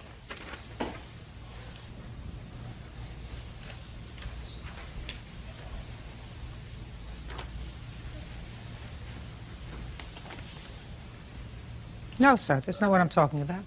This is a letter. I don't take letters. Yes, ma'am. I take bank records, which I assume you have, because you knew you were coming to court today. This you can take and throw in the garbage. What I need is your bank statements. That's all I have to see. That I know that you gave her the money and asked her to go and buy this certified check, right? Yes, Your Honor. Show me the bank records. Your Honor, I do not have the actual bank statement. However, Well, I do have... Sir, let me tell you something. If you don't have the bank statements, then you don't have evidence, because this is trash. That you can get by stealing a piece of stationery or having a friend at the bank write that letter for you. Bank records. Why are you looking at me like a deer in headlights, sir? Am I speaking a foreign tongue? Bank records. I do have two witnesses, Your Honor, I'm not that was interested there. in witnesses. I'm interested in your bank records. I do not have the bank Why records, not? just the document from the Why? bank. No, you have no document from the bank. What you have is in the garbage, sir. You have a savings account. You had money transferred into SunTrust Bank, according to this piece of garbage. Then you should have records. That's what records show. And you don't have it. That's correct, Your Honor. Judgment for the plaintiff in the amount of $5,000. That's all. Step out. Parties are You're a liar, sir. I don't like liars. Thank you very much. Once again, the plaintiff uses someone to get what she wants. I hope every man, woman, and truck driver out there is watching so they can see what a liar and a con artist he actually is. And now the next case. All parties in the matter of Hyman versus Wilson, come forward. Novlet Hyman is suing the mother of her daughter's schoolmate, Cheryl Wilson, for an emergency room bill.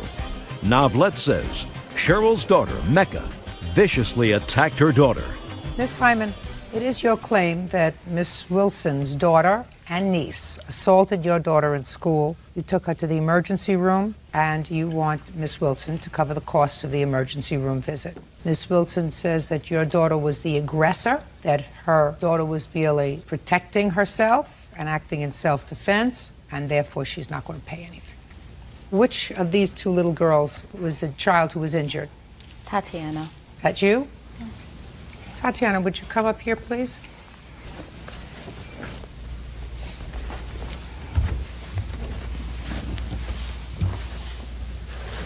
Hi. Hi. How old are you? 10. Do you know these two girls? Yeah. Who are they? One of them used to come to my school in 1st and 2nd grade, and Monica still comes to my school now. Who's Monica? That's you. You know the other girl's name? Yeah. What is it? Mecca. Mecca? Do you know how old they are? No, ma'am. How old are you? 11. Are they friends of yours? Did you ever play together? No, ma'am. Do you remember the day that you were injured? Yes. Would you tell me what happened? Okay, I usually pick up my sister and my cousins and wait for my mother in the front office to come and pick us up from school. Well, this evening, as I was going back into the school, somebody tapped me on my shoulder and asked me if my name was Tatiana. And I turned around and I answered yes. And she said, my cousin told me that you call me ugly. So I said, I barely even know you. Why would I call you ugly? So when I was turning around to walk back in, she slapped my glasses off my face and punched me in my eye. And which girl did that? Mecca. Raise your hand. Did you go to the doctor? Yes, ma'am, the next day. Did you have a black eye? Oh, it was a bloodshot. And it was swollen right here. And your glasses got broken? Yeah, they did. Now, this little girl, did she do anything to you? No, ma'am. It was Mecca? Yeah. Okay. Sit down. Up here. How old are you, Mecca? 11? Yes. You know Tatiana? You want to tell me what happened? Look at me. All right, so my grandma came. We came to pick up my cousin Monica. Did you pick Monica up? Yeah. And what happened when you picked Monica up? She told me that, like, Look at me. She told me, she said, that's the girl that called you ugly and was like, you stupid or whatever. And what did you do? I went to her and I tapped her on her shoulder and I asked her, are you Tatiana? And she said, yes, is there a problem? I said, no. I said, I just wanted to ask you a question. You had this whole conversation with her? Yeah, go ahead. So then she was like, after I said that, Look, no, don't look down there. Look here. After I told her that, she put her hand in my face and mushed me and said, get out my face. She did that? Yes. So then I pushed her back and then she did it again and then that's when I hit her. You think I believe that? I don't. I don't believe that this little girl is about a foot shorter than you are. Put her hands on you first. I don't believe it. If something in this world doesn't make sense, it's because it's usually not true. I mean, if you stood up next to her, who would be much bigger? Me. Right. Step down.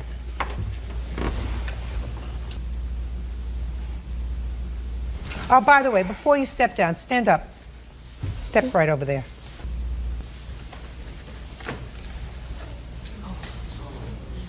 Oh, Judge, you can't go down. outside. Sit down. Tatiana, stand next to your mother. You better make sure you answer me truthfully. Did you tell anybody that this young lady was stupid? No, ma'am. Did you tell anybody this young lady was ugly? No, ma'am. Oh, she's certainly not ugly. I don't know if she's stupid or not, but she's certainly not ugly. You, up here. Miss Instigator, yes.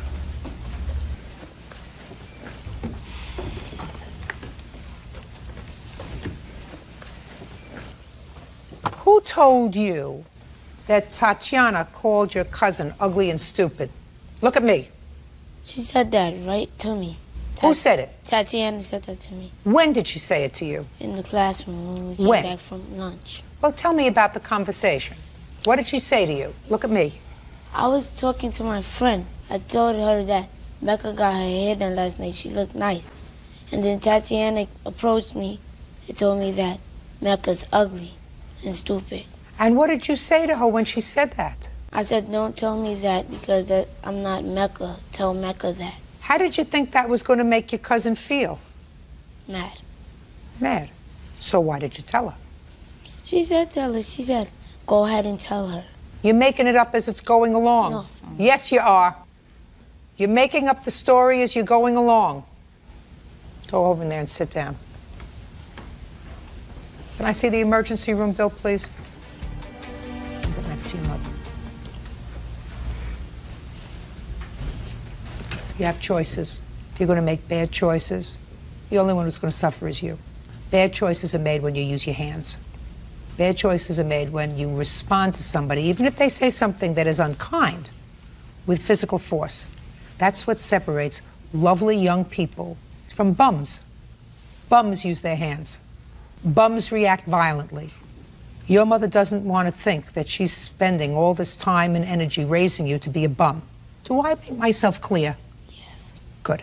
Judgment for the plaintiff in the amount of $969.85. That's all. Parties are excused. You may step out. I was very angry at the time that, another child would do this to my child. She shouldn't raise her hands and fight.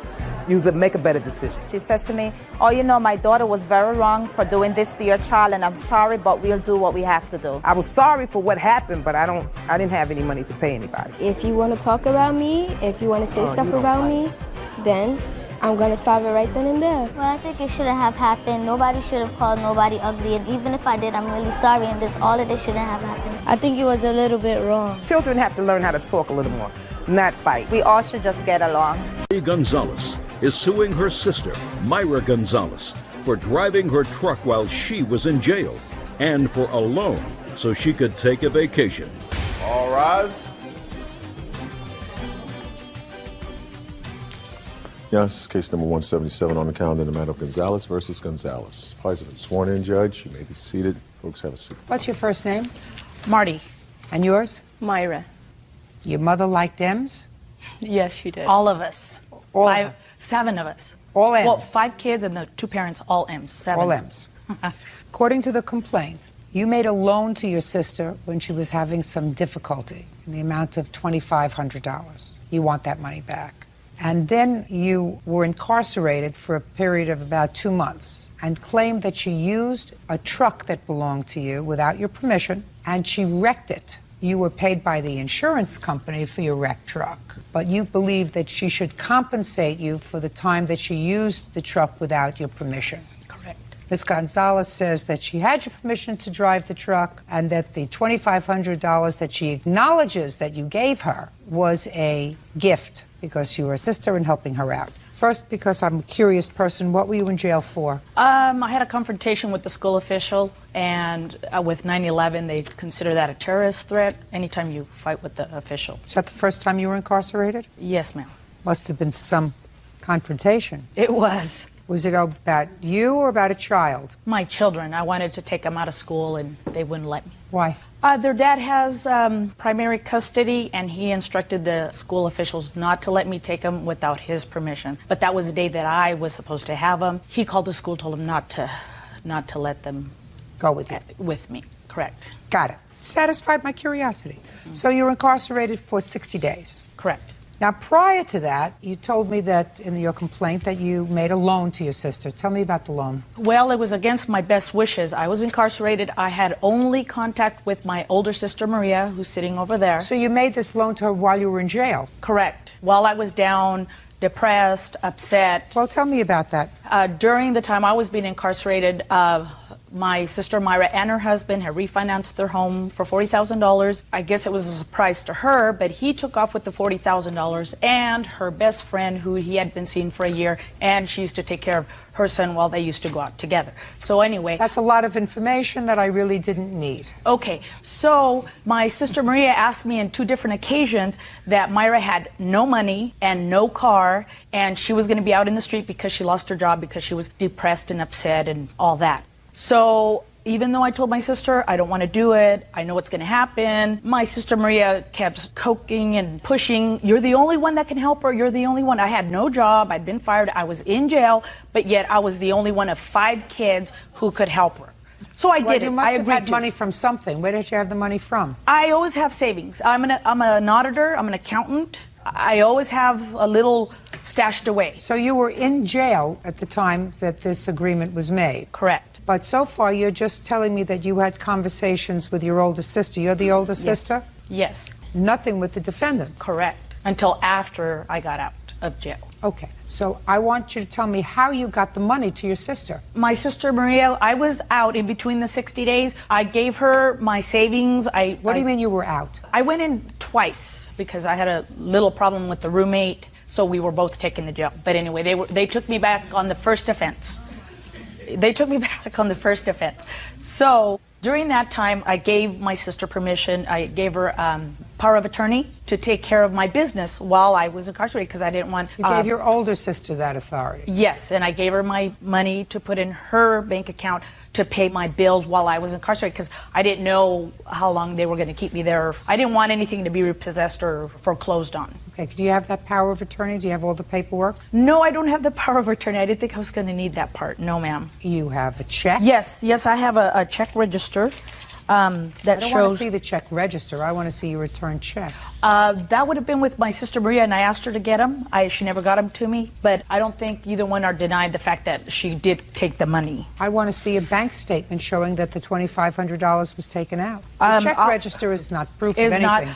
I asked her... You're an accountant. Yes, You're an auditor. Correct. But it wasn't in my hands. It was her account that she was in charge of. Just a second. They had to take the money out of your account, madam, in order to put it in her account. No, I took it out myself while I was out in the middle of my 60 days. Show me from your account. Just show me from your account, Miss Gonzalez.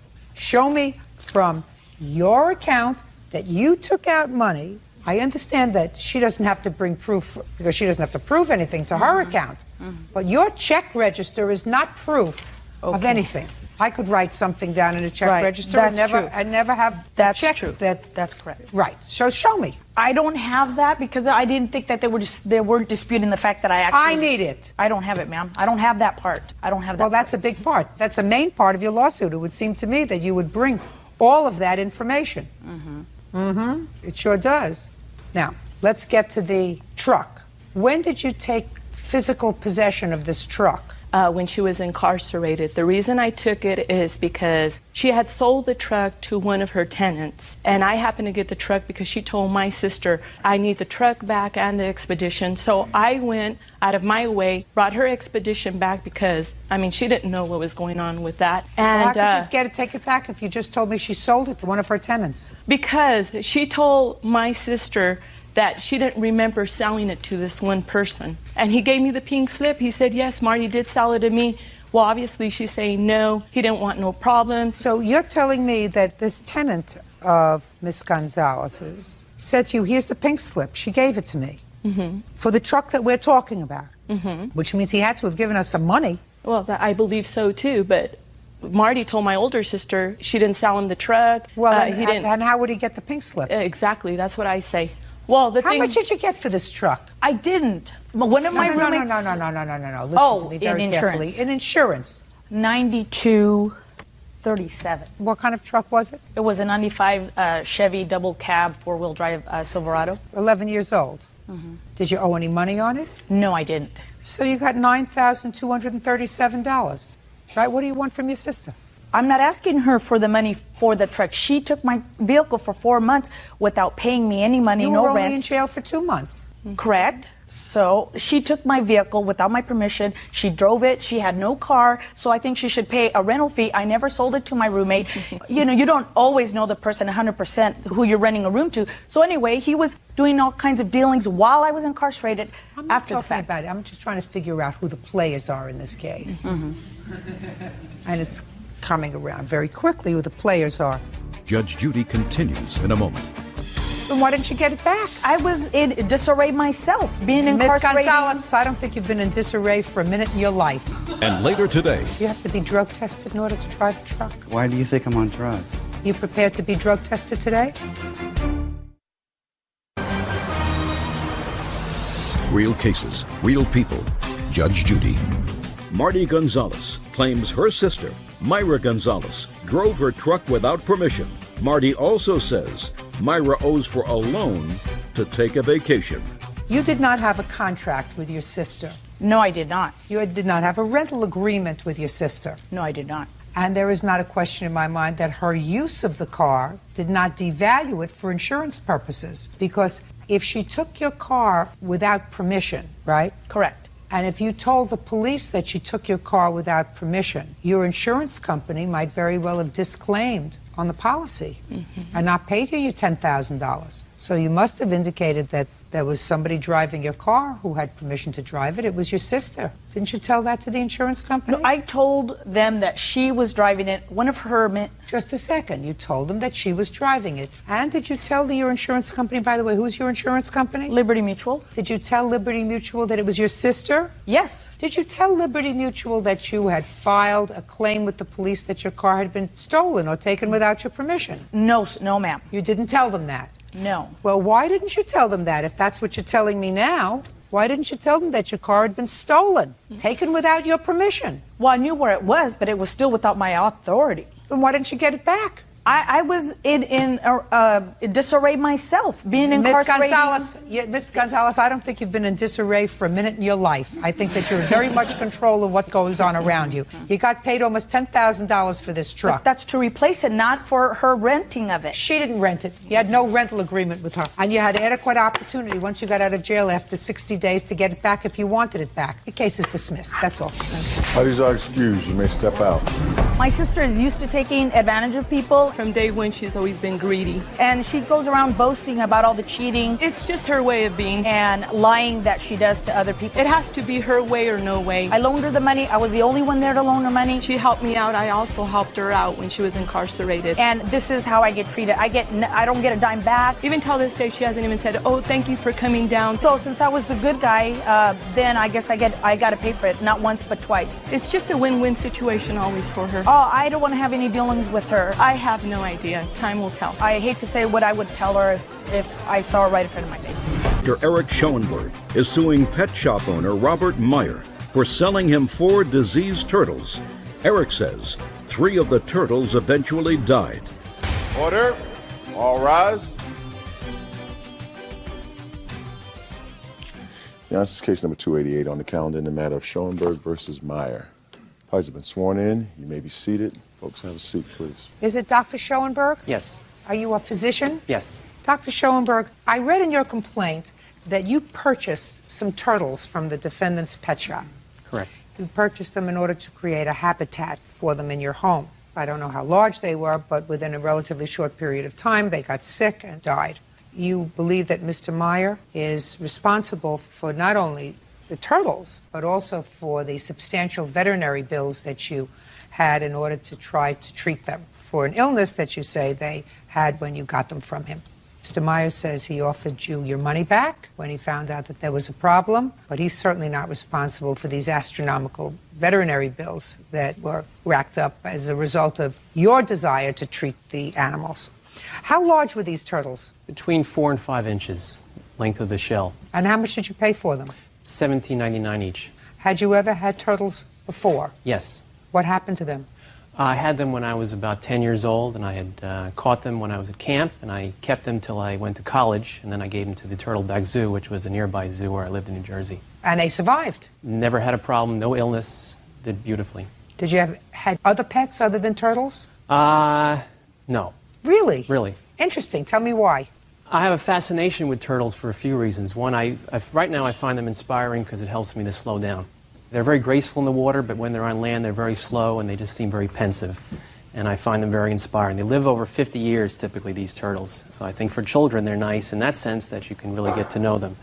And they do have different personalities. They're not all the same. They do take on individual personalities. Explain that to me.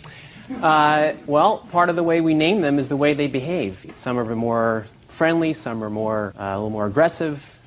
They each take on a little different way about them. You know, I'm an animal lover, so I don't want you to take this as meaning any disrespect. Sure. Are they smart? Well, I have my veterinarian to attest the fact that they're certainly not dogs or cats, but they do, and certainly... I mean, there's certain survival instinct that all animals have, so in that regard, they can survive. They look for water, they look for food, so okay, but... They've been around a lot more than we have on this earth. millions of years. So of roaches. That's true. Good. You got me there. But I really believe, and I'm sure if you ask most turtle lovers, they'll agree that they do take on different personalities, and they definitely do have a higher thought process, not as high as a dog, but higher than a roach. I know that I'll probably get lots of mail about this because there are people that love every creature. In any event, when did you purchase the turtles? May 27th, Memorial Day weekend, 2006. Is that correct, sir? Yes. And how many turtles did you have in your shop? 8 or 9. When had you gotten them? About a week and a half prior to that. From whom? It's from a distributor. They're animal distributors. This one in particular was a reptile distributor.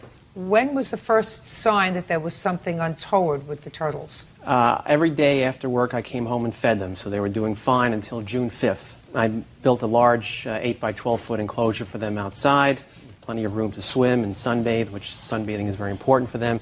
And on June 5th, I went out to feed them, and I saw one of them convulsing in the water. So I immediately took that turtle out of the water, and I tried to find the other turtles, and at the time, I could only find one other. So I took the one that was convulsing plus that turtle, put him in a box, and I tried to call Mr. Meyer, but I could not get a hold of him. But I knew I had to do something quickly, because I know that turtles, if they get sick, it's something is critically wrong. How do you know that? Because I know they have a slow metabolism. It takes a while for them to show a problem. And I had them for 7 years, and they never showed any illness. So something like this obviously looked like, I can't mimic the motion, but it was an obvious convulsion. Okay. It looked like a seizure almost. And so I scrambled to try to find a veterinarian in my area who specialized in reptiles or hopefully turtles. And fortunately, everybody who I called referred me over to Dr. Burgess's office. That's Dr. Burgess there. Step up, sir. Dr. Burgess, June 5th, receive a call from Dr. Schoenberg, who ultimately brings over the 2 turtles to you. What do you find? Well, he sounded pretty urgently concerned, so we had him come in right away. And both turtles had problems. What struck me, however, was the one that he was concerned about, which was Sammy, looked seriously ill. And this turtle, on physical exam, the thing that I noticed mostly was how extremely weak he was. And these are really feisty little turtles. They're not weak animals. And this kid was pretty much flat out. That's the biggest thing that concerned me right off the top. On closer inspection, I noticed something that the average observer probably wouldn't notice, and that was there were a bunch of discolored areas on the underside of the shell, which is typical of shell rot. The average observer might just think that's a normal color pattern because they have kind of blotchy colors anyway. But I was suspicious that it didn't look right, so I grabbed a small metal probe and was probing these areas, and they were soft. So I knew that there was infection dissolving away the underlying bone and shell. The 2 things you want to know about shell rot is, number 1, it's usually easily treated. But it can, if it goes on long enough, get into the bloodstream, the bacteria can. Then they become septic, and then they'll go down quick. They'll convulse, all their organs are infected, and you can actually lose some of those. The second thing about shell rot is you almost never see it unless the turtles are housed in improper situations. In fact, 95% of all reptile cases we see are poor husbandry related. Crowding, dirty water, too cool of temperatures, not enough ultraviolet light. There's a lot of ways that the turtles can be stressed and their immune system falters. Then they become prone to infections from things that a normal turtle would resist. And how long does that process generally take? As advanced as this case was, that takes weeks at least to occur, sometimes months. But to dissolve bone and shell away like that to that extent takes a while. And again, on the surface, they were very unimpressive lesions, easily overlooked. In fact, Eric, who was babying these turtles, didn't notice the lesions either until I pointed them out to him. It just is something you have to kind of know to look for. Doing it for 20 years, I knew to look for it. Judge Judy continues in a moment. You got about 10 turtles from the wholesaler? That's correct. Are you under oath, Mr. Mayor? Yes. How many of them survived?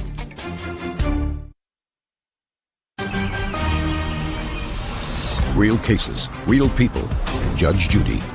Dr. Eric Schoenberg claims pet shop owner Robert Meyer is responsible for selling him 4 diseased turtles. Eric says 3 of his pets suffered an untimely death. Now, let me ask you this question, Dr. Burgess. If you had seen these turtles, say, a week before, would they have shown similar signs? Probably, yes. As advanced as these were, there would have been lesions there a week earlier as well. So they would have been visible to you, for instance, on the 28th of May. Yes, they should have been. Now, one of the turtles died when? The sickest turtle, Sammy, died within 24 hours of us seeing it. I got it on antibiotics, but it just basically went down quick. And the others? He had a total of 4, one of which died at home. Of the other 2 that were alive after the first day, the second turtle died about 8 days after we started treating it. And again, this raised alarm bells because we have a high percentage of success rate even with advanced shell rot. And I knew he had them warm enough, he had them in good conditions, they should have been surviving. So we cultured the shell after the second one died and found out that they had 2 species of bacteria there, one of which was particularly difficult to treat. And we ended up having to do double antibiotic therapy for weeks to save the last one, and we actually did manage to save that one. We were using antibiotics by injection in all 4 legs because you can't inject the shell. And after weeks and weeks of double antibiotic injections, this turtle ended up, unfortunately, with severe damage to both front legs. So essentially, her right front leg is virtually useless. Her left front leg is partially paralyzed. So she's in need of special conditions just to pull herself out of the water. He had to build a ramp down in the water that's at a shallow angle because she can't pull herself out of the water to bask. She does have basically permanent damage, so even though we healed the shell rot. Okay, thank you. Okay. So, Dr. Schoenberg, when did you finally contact Mr. Mayer, and what did he say when you contacted him? June 14th was the day the second one died. Okay. So it was that day that I finally made contact with him. How many calls did you make to him? It was probably about 5. I have the exact phone records. Did you speak to anyone? I spoke with a young woman there, and they said he's not around. I'll have him call you. Never a return call. When was the first time you got a message from him, Mr. Mayer? It was before the 14th. It was probably the 12th or the 13th. I was probably busy, and I don't know why I didn't get the phone message before the 12th. When you got it on the 12th, did you call him right back? I think I probably waited until the 14th and to get a hold of him. When you sell an animal at your pet shop, Mr. Mayer, do you instruct people, please take the pet to a vet, have it checked out? You know, you give a money-back guarantee if something is wrong within 24 hours or 48 hours. Is that what you do? We state that we have a 7-day health guarantee, depending, it's 7 to 14, depending on the type of animal. In this particular case, for reptiles, it's 7 days that we guarantee the animal. Do you have a piece of paper that says that? No, I got nothing in writing about that. I didn't give him anything in writing, but it's stated at the time of purchase. Who states it? The person selling the turtle. In that well, case, that's it was hearsay, myself. sir. What you're supposed to do is... It was myself that sold the turtle to Mr. Schoenberg. Did you tell him that there was a 7-day Yes, I health did. guarantee? You remember that? Yes, I always say that. Whenever I sell an animal, I was the boss. I employed teenagers, therefore I had to be very consistent with what I did. But you are not there all the time. That's correct. And if you're not there all the time, that means that one of your teenage employees will be selling animals. That's correct. But by setting precedents and by showing example with myself in the way I do it, and what you have to do is put it in writing, Mr. Mayer. I do have something that's filled out when somebody purchases an animal.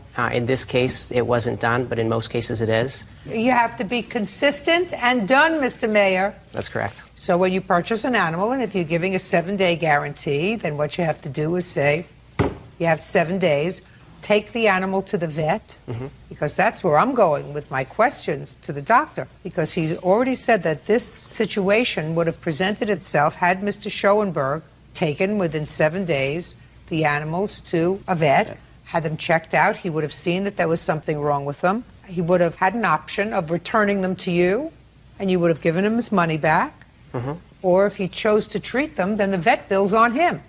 But if you're not told that you have that option of bringing it back, why aren't you responsible?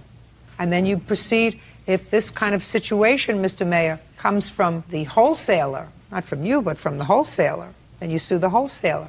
While we're on that subject, you got about 10 turtles from the wholesaler? That's correct. Now, you're under oath, Mr. Mayer. Yes. How many of them survived? After Mr. Schoenberg got in touch with me, I put a freeze on selling any of the turtles.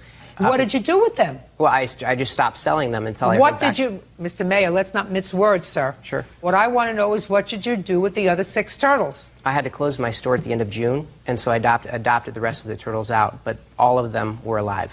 All of them were alive when you Yes. adopted them out? Yes. Dr. Schoenberg, when you called Mr. Mayer and told him that this was a problem with your turtles, did he indicate to you any of the other turtles had a problem? He didn't make any mention of the other animals. My wife felt like she wanted to adopt them and take care of them because she knew what was going to happen to them, because he indicated that his philosophy on animals, that is, if they become ill, he prefers euthanasia to treatment, even if the disease, as this one was, is completely treatable with antibiotics. This was not a terminal disease. Mr. Schoenberg stated incorrectly that what my philosophy on animals was that he stated that I should that euthanasia is the key.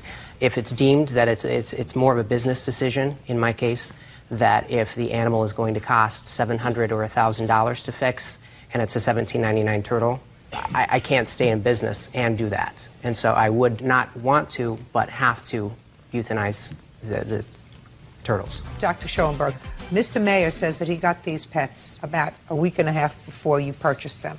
Your expert says that this particular kind of disease, to have advanced to this point, can sometimes take months. Is that right, sir? Usually weeks, occasionally months, yeah. Well, Dr. Burgess, let's step up for one more second, sir. I'm going to pin you down. Okay. Sometimes it can take months. Yes. And sometimes it can take weeks. Yes. Could it take 1 week? Not as advanced as this was. When you saw the fourth turtle, was it ill? Yes. And you could tell right away? From the shell, yes.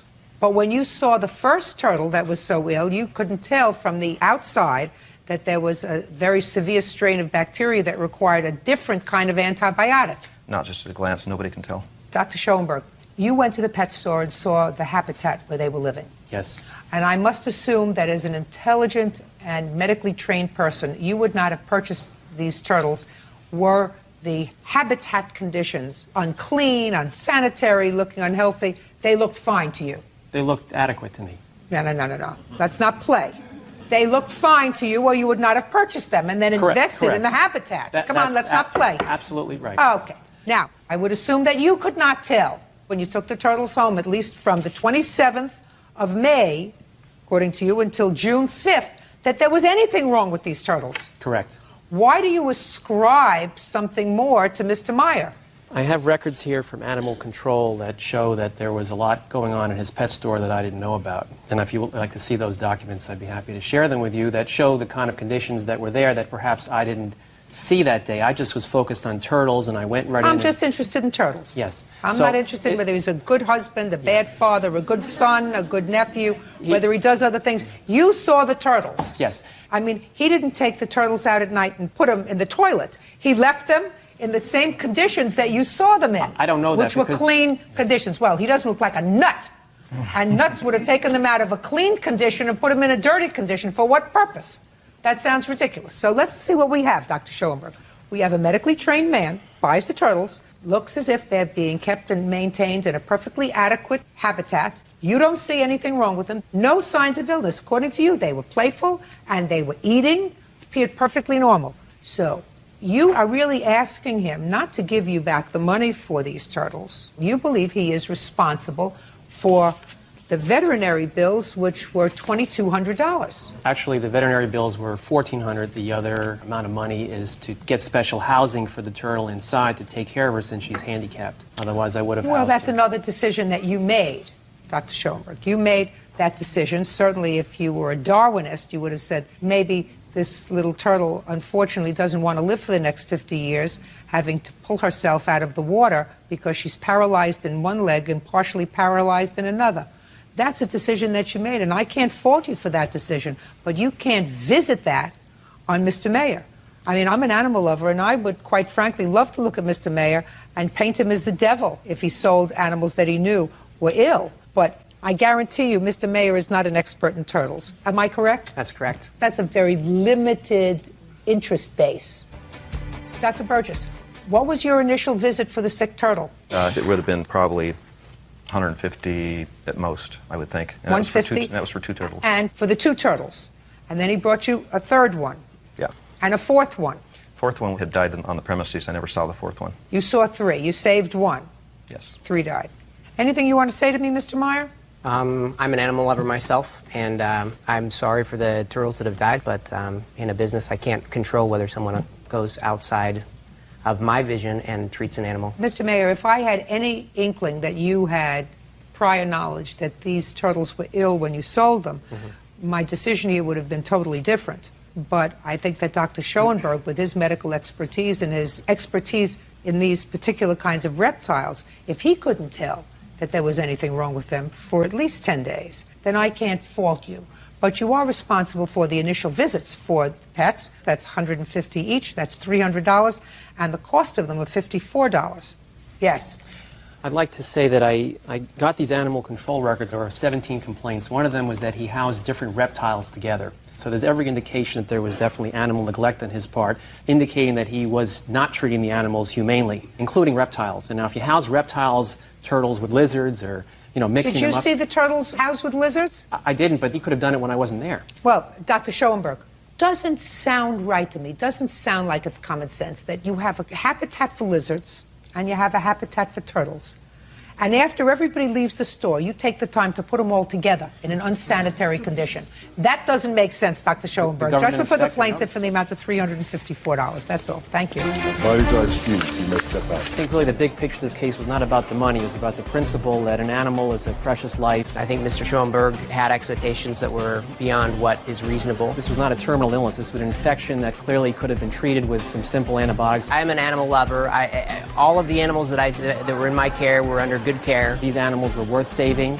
Turtles, I know, maybe are not dogs to most people, but to me they're very precious. That was the reason I got into the business in the first place, was because I did love animals. It's buyer beware, and perhaps, you should do a background check when you're purchasing animals. Just keep records of the people who purchase animals and make sure that they have a signed statement. I kind of had trust that if the store was open and left open by the government, that it was considered safe and clean, but I guess not. Christine Paget is suing her ex-boyfriend, Owen Plaster, for the return of money paid toward his rent and bills. Owen says Christine is not entitled to the money in question. All rise. Now, it's case number 77 on the calendar in the matter of Paget versus Plaster. Parties have been sworn in, Judge. You may be seated. Ms. Paget, how long were you and Mr. Plaster involved in a relationship? About 8 years. And for what period of those 8 years did you live together? We lived together most of them, but because of our work, we traveled a lot. So a lot of times I was in New York, but we shared the house in Phoenix. Okay. When was the house in Phoenix purchased? 1997. And you were living together at the time? Yes. Did you move into the house together? Yes. House was in your name? Yes. And both of you were working? Yes. So finances were not an issue when you lived together? No. All right. This is your case, Ms. Paget. After this on-again, off-again relationship, it was on for 8 years and then it was off for a while. And then the two of you, according to what I read, tried to rekindle the relationship, and you had sold the house. Yes. And Mr. Plaster took an apartment. According to you, you didn't want to be bothered with paying half of the rent monthly, so that you prepaid the entire year or 14 months lease to Mr. Plaster so that you didn't have to be bothered. Exactly. And shortly after you gave him this check, Mr. Plaster advised you that he had somebody else and he wanted you out. Yes. So you want that money back. Correct. Mr. Plaster says that that money was not for half the rent. Mr. Plaster says that the two of you had an agreement during the time that you moved into this house together, that he contributed to the house, including the mortgage payment while he was living there, something that you agree with, and that you had an agreement that when the house was sold, you would split whatever increased equity there was during the time that you were living together, since he was, in fact, reducing the mortgage with his mortgage payment and paying half the bills on the house, so that what you were really doing when you gave him this check was keeping your promise to give him some of the equity in the house. That's your defense. Yes. And you have a counterclaim because you say that when she did move out, she did some vandalizing in the house and took some property that was actually yours. You want that property back and you want some compensation for the vandalism.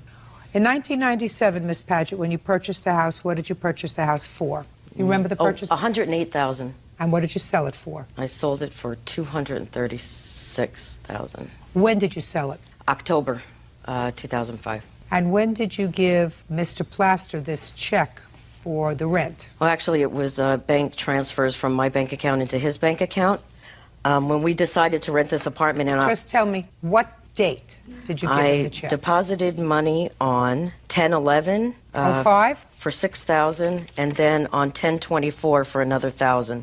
Also in October of 2005. Is that correct? Yes. Now, I assume that when you lived together for these 8 years, you had some sort of a discussion about what was going to happen with the equity in the house. Absolutely. And what was the discussion? Exactly right, as you said. However, the important part of that story that was left out was that he moved out of the house in January 2005. Had he stayed with me till October 2005, I probably would have honored that agreement. But at the time when he moved out to move in with a friend of his, I asked him, because he was already living in another bedroom, and I had asked him to please stay on as a roommate, help me sell the house. I didn't have a job at the time. You know, you're putting me in dire straits if you move out. Stay with me. Let's get the house sold. Your daughter's getting married. We can take care of this. I said, if you leave, you're not getting nothing because you're leaving me in dire straits, and I have to maintain the residence for 10 months until I sold it by myself with no job.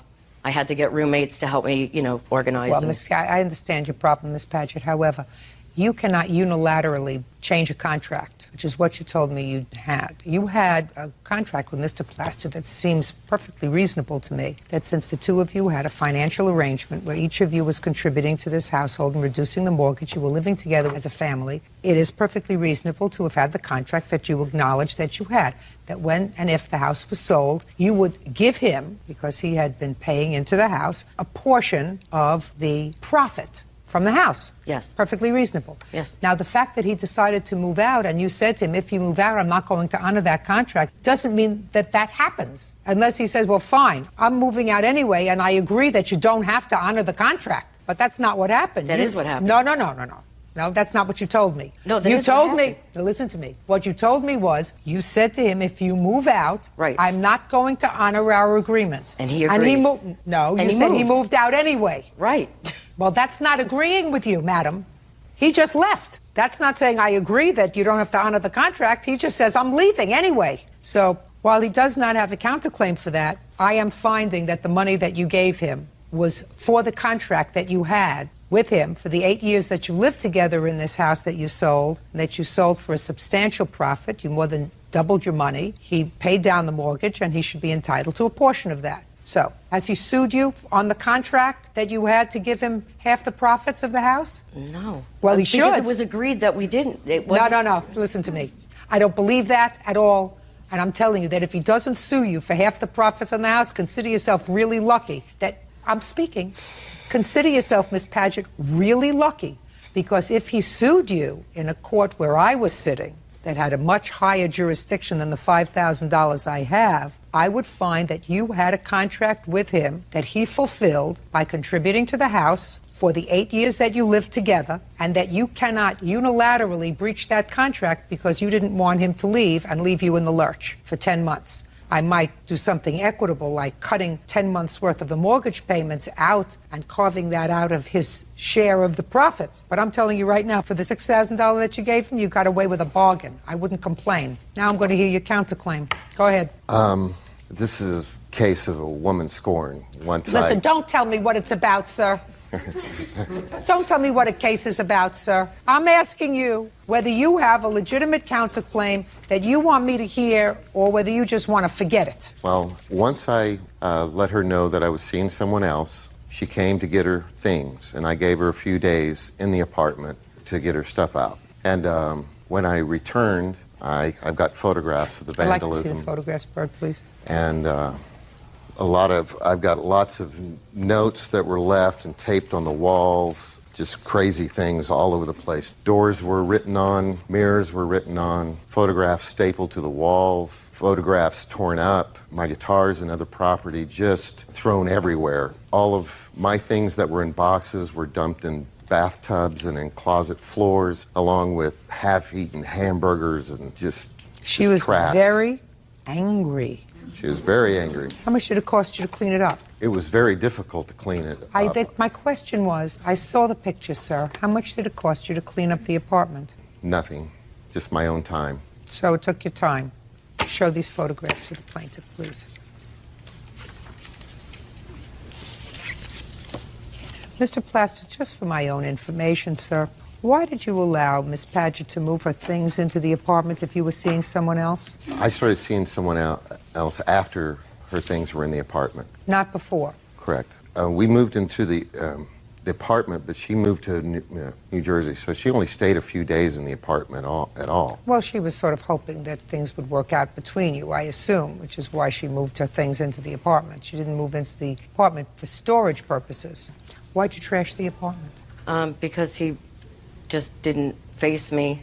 And I just would like to say something about the mortgage. He did not contribute to the mortgage every month. Miss Padgett, I got the information from the two of you before I started to hear your case. And that was the two of you lived together peacefully for 8 years. You seem like an intelligent woman. You both worked, according to the both of you, each of you contributed to the running of the household and that money was never an issue. And being an intelligent woman, myself, I have to assume that if he wasn't paying his fair share of the house, you wouldn't have kept him around for 8 years. What I'm telling you is the law says just because you say the agreement is over doesn't make it over. But he moved out. I don't care whether he moved out. Miss Padgett, I'm going to try one more time, and then I'm not going to hear any more from you. Let us say he wasn't ready to move out of the house, but you were ready to sell it. Do you think you could have sold the house without his permission? Absolutely. Of course, because the house is in your name. Correct. He's not a slave. He can move if he wants to. That doesn't mean that when you sell the house, he's not entitled to, up until the time he moved out, a portion of the increase in the value of the house, because that was your agreement. Now, you have no right to do what you did here, and he has to be compensated for that, even his time. I paid for the security deposit on the apartment and all the first month's rent. No, just a second. In addition to the $6,000 that you gave him, you wrote a check right out to the landlord? Yes. Is that correct? Yes. How much? Well, the monthly rent was $1,100 and something a month. So it was at least $1,100. So it was at least $1,100 okay, plus now security deposit was... Shh. Is that in addition to the $6,000? Yes. Well, then, sir, you can use that $1,100, but you're going to get back to clean up the apartment. Do you understand? Yes. Good. Thank you very much. It's over. Goodbye. Parties are excused. You may step out. He wouldn't face me. She had moved to New York. Just talk to me in person. You know, I was in a new relationship. He did it via email. And I let her know. It was very sad. I felt like I was put out with the trash. And it is sad, and I wish it could have worked out some other way. On Judy Justice. Each one of you are claiming that the other is guilty of harassment and false police reports, reports to Child Welfare Administration. The whole bad feeling between neighbors started because of a parking space. She parked very close to my car, as you can see on the picture.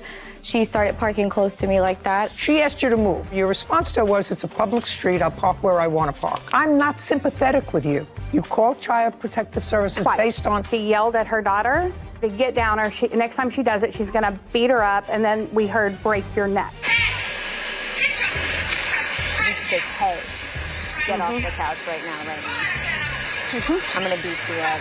Stop playing. Okay. I'm going to break it.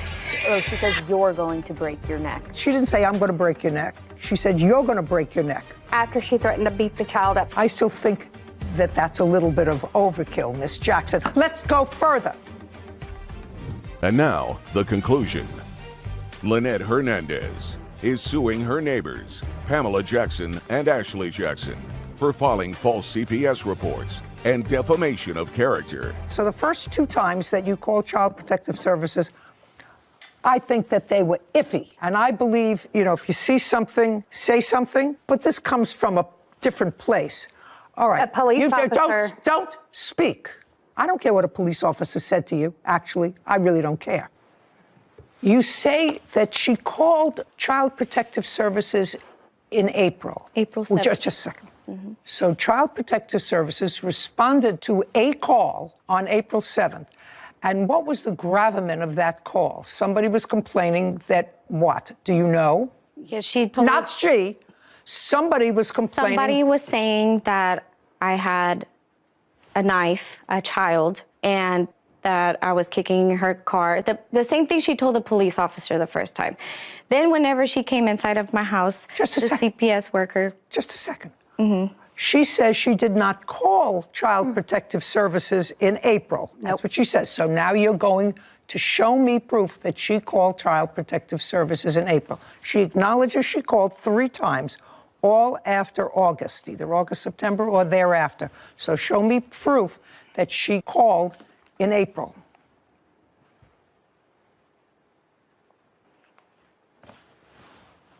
Just tell her to press play. Press play at the bottom.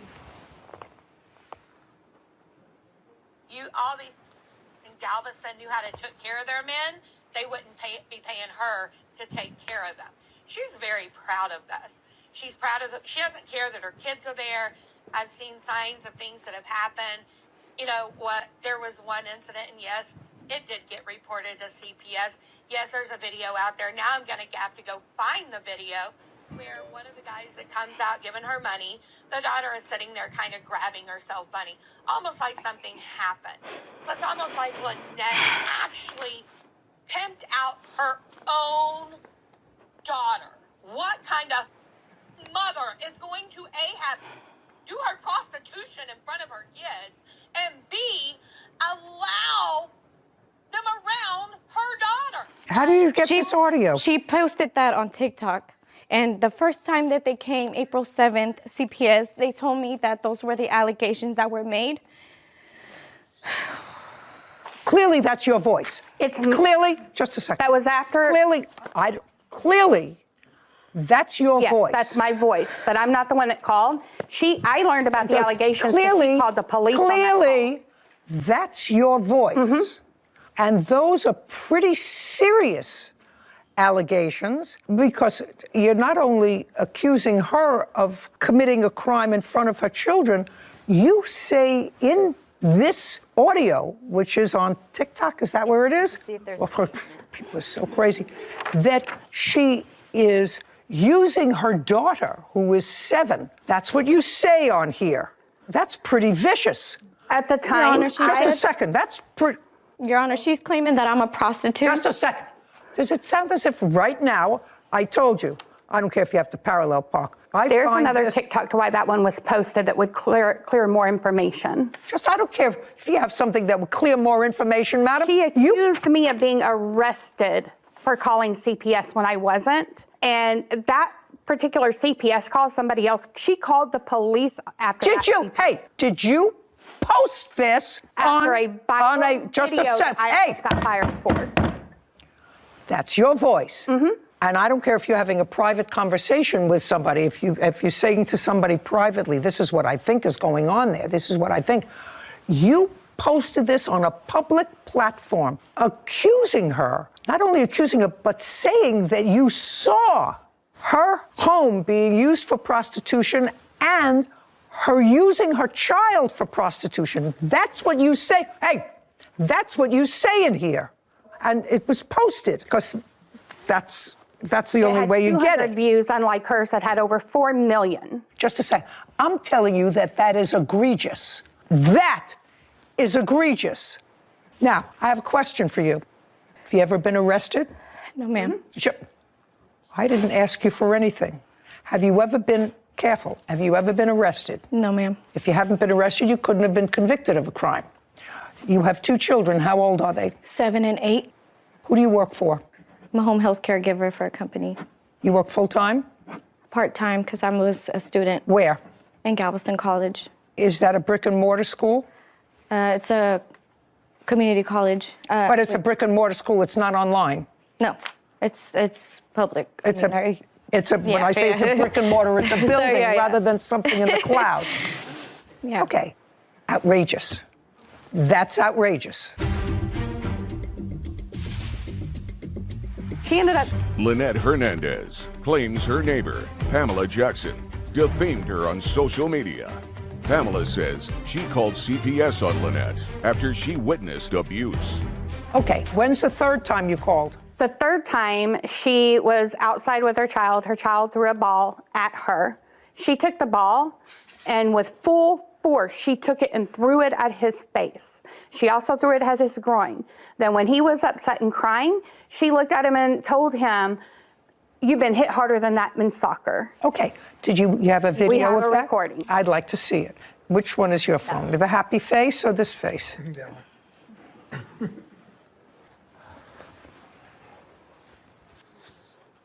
Here's the one where you can see him being hit in the groin. And then there's another one too. Thank you.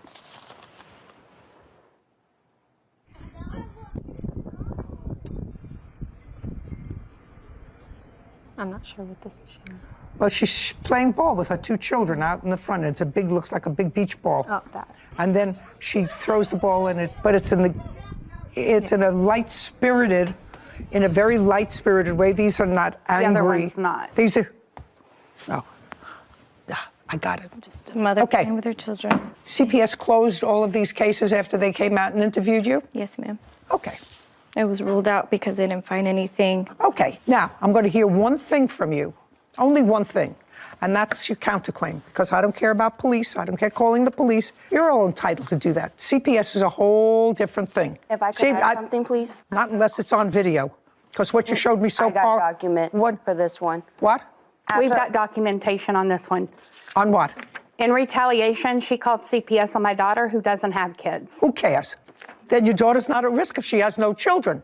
CPS responded based upon at least 3 times, maybe 4, but at least 3 times. And so far, nothing that I've seen, other than the fact that you were annoyed, would require or suggest child abuse or neglect. So I'm telling you, that's trouble for you. All I want to hear now is you claim she assaulted you.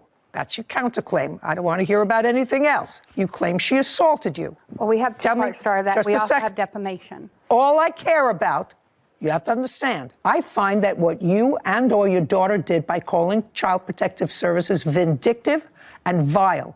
And it took people who should be out there really looking to take care of children who are really abused and or neglected, took their time to come out, do an investigation, all because of vindictiveness, because I saw nothing. If I were trying a neglect I have case, video of a cop telling me to call just CPS. a second, just a second. I don't care.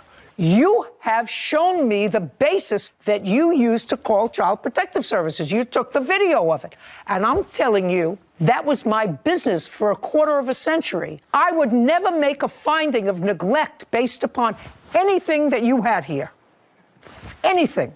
So now, follow directions. You know, I told you, I'm an equal opportunity abuser. I told her she's got to learn how to parallel park and not tell people where to park on the street. All I'm interested from you is tell me about this assault that you allege occurred. The night of the assault, and we have video of it. I should get that ready. Date, just a second. Date. November 27th, this past year, 2022. It was in the evening. I was outside changing my cameras, and she came home and took my trash can because she had put hers in front of my car that day, or the day before, and the cops even, because at first she... No. Don't go off on a tangent. Okay. So she took my trash can, put it in the middle of the road. She likes to try to get me tickets. I went to go move it. She kept pulling it and moving it back out there. So finally I went to go grab her can to move it over. Well, she ended up taking my can and going like this. Literally shoved it into me 4 times. I ended up with scratches and bruises. Okay. I've got back strain and it agitated my arthritis. I'm going to see. I've got medical record. Just a second. I'm going to see the video of that and the police report. Can you pull that video? I don't have my phone. Your Honor, I have the video of the whole incident. Is this ours? Yes. My phone. Pull up that video. We have it on the monitor if you want to see it. Oh, yeah.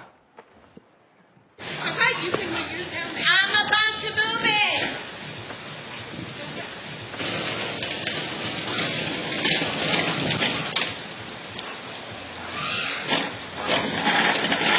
Let me park my car.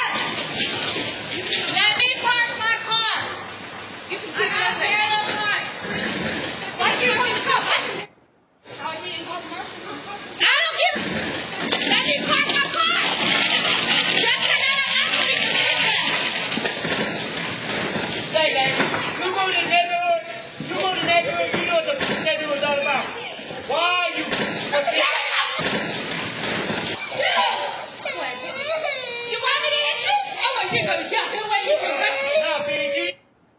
I don't see any. Your Honor, I have a video of the whole Just a second. I don't see anything there.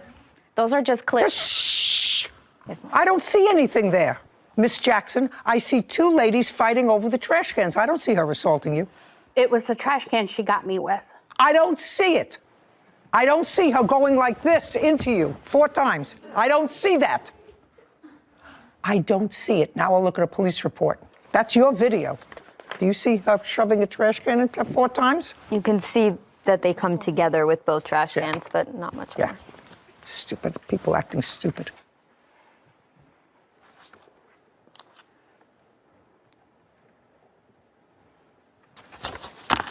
Nonsense. Stupid. Your Honor, I have a video of the whole incident of how it first started. I'd like to see Because she it. made a... I'd Where's like my to pink phone? I gave them all Pink the phone. every angle of it. Because she... Pink phone. Your She production lied. shows. Don't speak. I'm not. She made another false accusation saying that I was the one who put it in the middle of the street. I came, and she was the one who came first and started putting it in the middle of the street. And I'm going to find the video for you. Yeah, you know, I really don't care. Listen to me, Miss Hernandez. Yes, ma'am. Take your phone. I really don't care. Okay. I look there and I don't see an assault. Okay. I don't see an assault, and that's really all I was interested in.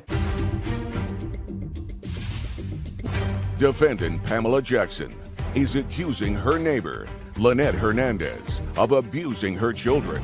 Lynette claims Pamela posted damaging content on her social media. Okay. Miss Jackson, when we started out this case, I said to Miss Hernandez, in effect, don't be a big baby. You have to park your car. Learn to parallel park, and you can't tell somebody else that they can't park in front of their house. And you were absolutely right. Right? Mm-hmm. You owe her $5,000. I'm entering a judgment on her behalf of $5,000 for your erroneous call to Child Protective Services. That's my judgment. Don't do it again.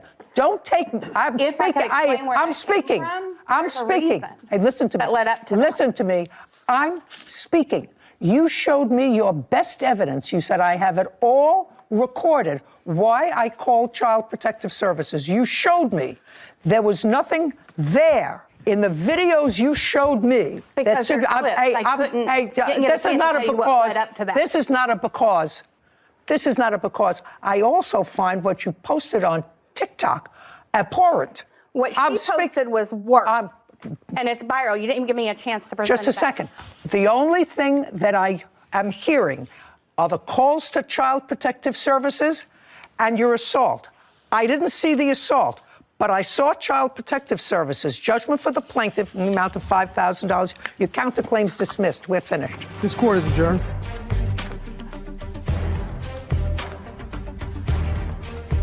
I overheard a lot more than what was, and saw a lot more than what was being shown. I got justice because you shouldn't waste resources, on something, accusations, sick and false like that. I wouldn't have all these cameras if she wasn't constantly harassing me, calling the police on me. Everybody gets along except her. She's the problem. She wants to become TikTok famous. When she realized her videos of defamation against my mother was getting a big hit, she was like, okay, I'm gonna keep this on. I'm not trying. It just happened. We've tried to ignore her. She's the one that keeps doing it. There's been things that she's done, and it's just all out of pettiness. Wait for the police to finally arrest her. Thank you, Judy Justice. So I have two comments. Okay. Because we've had lots of cases with regard to parking spaces, parking in the street, and that sort of stuff. And have neighbors start off wrong, usually because of something. This was a car thing. But you have to be sensitive to the limited resources of people who are supposed to protect children. And if you keep calling them over nonsense because it really emanated from a parking space, you touched my car, it's parked too close, that's not a tool. Yeah. That's not a tool. And we have to fortify that statement that it's not a tool to call a governmental agency that has limited resources because somebody's bumping into your car. Yeah. And there are ramifications of posting that sort of stuff without any modicum of proof. Mm-hmm.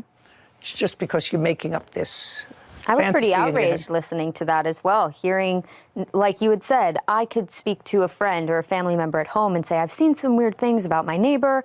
I'm not sure if something weird is going on there. But those were concrete, seemingly factual statements that she was making about her neighbor that were inaccurate and, like you said, had no basis. If true, she belongs in jail. Yeah. Which is not true. No. In my judgment, just the limited contact that I had. They both behaved badly. I was talking about this Gen, whatever it is. Oh, us Gen Z. You realize that's my generation as well. Yeah, yes, it is. So, go easy on us. Remember who raised us. Yes, I know. Yeah. Probably part of it was us. But I heard a really funny story. We were talking about this entitlement, young people in entitlement. And one of my friends said, I went into a store, where they usually have one shoe out, and if you want the other one, you have to ask a sales associate to please get you the other shoe to prevent people from walking out with two shoes. So he went over to the sales associate. The place was relatively empty. He said to the sales associate, could I get the mate of this shoe? And this kid, who was about 25, 28 years old, looked like a schlump. His response to him was, why me? Why me? Why did you ask me? There are 4 other sales associates here who could get you the other shoe. Why did you pick me? Bizarre. I'm praying for some sort of a miracle for this generation, some sort of an awakening. Anyway. There's some good ones in the generation that might just save us. There are some great ones. So. Just a minute. There are great ones. There are great ones. But there's a very unfortunate thing because neither one of these two people are moving. Yeah. Tracy Gallen is suing her client, Ronald Webster, for unpaid wages while working as a homemaid. Court come to order. All rise. Have a seat, please. Hello, Judge. How are you, Kevin? Good. Case 2168, Gallen versus Webster. Thank you. You're welcome. Miss Gallen, you are a home health aide. Yes, ma'am. Did you go to any particular school or have any training to be a home health aide? Well, I went to CNA nursing school, so I'm CNA? What is certified nursing assistant. And you've been doing that for over a decade? Correct. Do you need any license in the state where you're from in order to be a CNA? CNA, yes. Caregiver, no. But you have a license from CNA? Yes, ma'am, and also have a license for a medical assistant. Now, there came a time when you answered some sort of an ad by Mr. Webster. Mr. Webster had a mother who was ill and needed some assistance in caring for her. Are you a working man, sir? Yes, Your Honor. What kind of work do you do? I'm a caterer and a DJ, and also a driver. Do you get any salary from any of those jobs? It ranges from job to job. Usually, how much? For DJing, a couple hundred. Couple hundred for how many hours? It's basically about the job, the location, things of that nature. So it can vary. Caterer.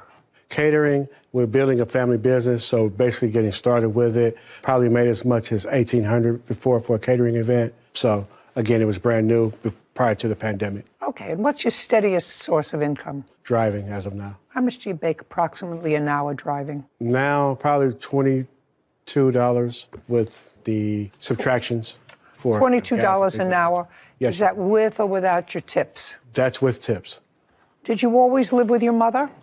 I lived with her for quite some time. Say within the last 10 years. Within the last 10 years, I moved out 3.5 years ago. Due to illness, I was staying with her, so I was not really able to work. During that time, I went to school to become a caterer, cook, etc., culinary school, business school, because I did have aspirations to open a restaurant eventually, or a catering business eventually. So you didn't live with your mother for the last 3.5 years? No, Your Honor. What kind of illness did she have? My mother was diagnosed initially with COPD. I forgot exactly what those words are, but it's a pulmonary. It's with her. I know breathing. it's COPD. It's a pulmonary disease. You're better than me. Then there's also emphysema, along with some other things that I was not made aware of until she passed away. How old was she? 68 years old. A kid? Yes, Your Honor. How long was she bedridden? From when to when? November 23rd until her death date of April 30th. So all the time that the plaintiff took care of her, she was bedridden? Yes, Your Honor. And was your mother pretty strong-willed? Yes, very much so, Your Honor. And the COPD and emphysema was in all probability, at least in part, if not in all, attributed to her smoking. Yes, Your Honor. Now, according to your complaint, Ms. Gallion, you worked for Mr. Webster in taking care of his mother, with whom he didn't live. Is that correct? Yes, Your Honor. Did anyone else live with her? My son lived with her. How old is he? He's 29 years old now. What does he do? He was working at the time for Tesla. He was, but he's no longer. No longer. But at this time, he was working for Tesla? He was working for Tesla. The whole time? Yes, Your Honor. The whole time right? from being released from the hospital up until her death day, yes, Your Honor. Now, the house belonged to your mother? Via rent, but yes, Your Honor. She rented it? Yes, Your Honor. She was a rentor? Yes, Your Honor. So her grandson just stayed there with her? Yes, Your Honor. So he slept there, and you were supposed to come during the day? Yes, Your Honor. Monday through Friday? Monday through Saturday. Okay. Now, do you have the ad that you got from the defendant? I do. I see it, Kevin, please.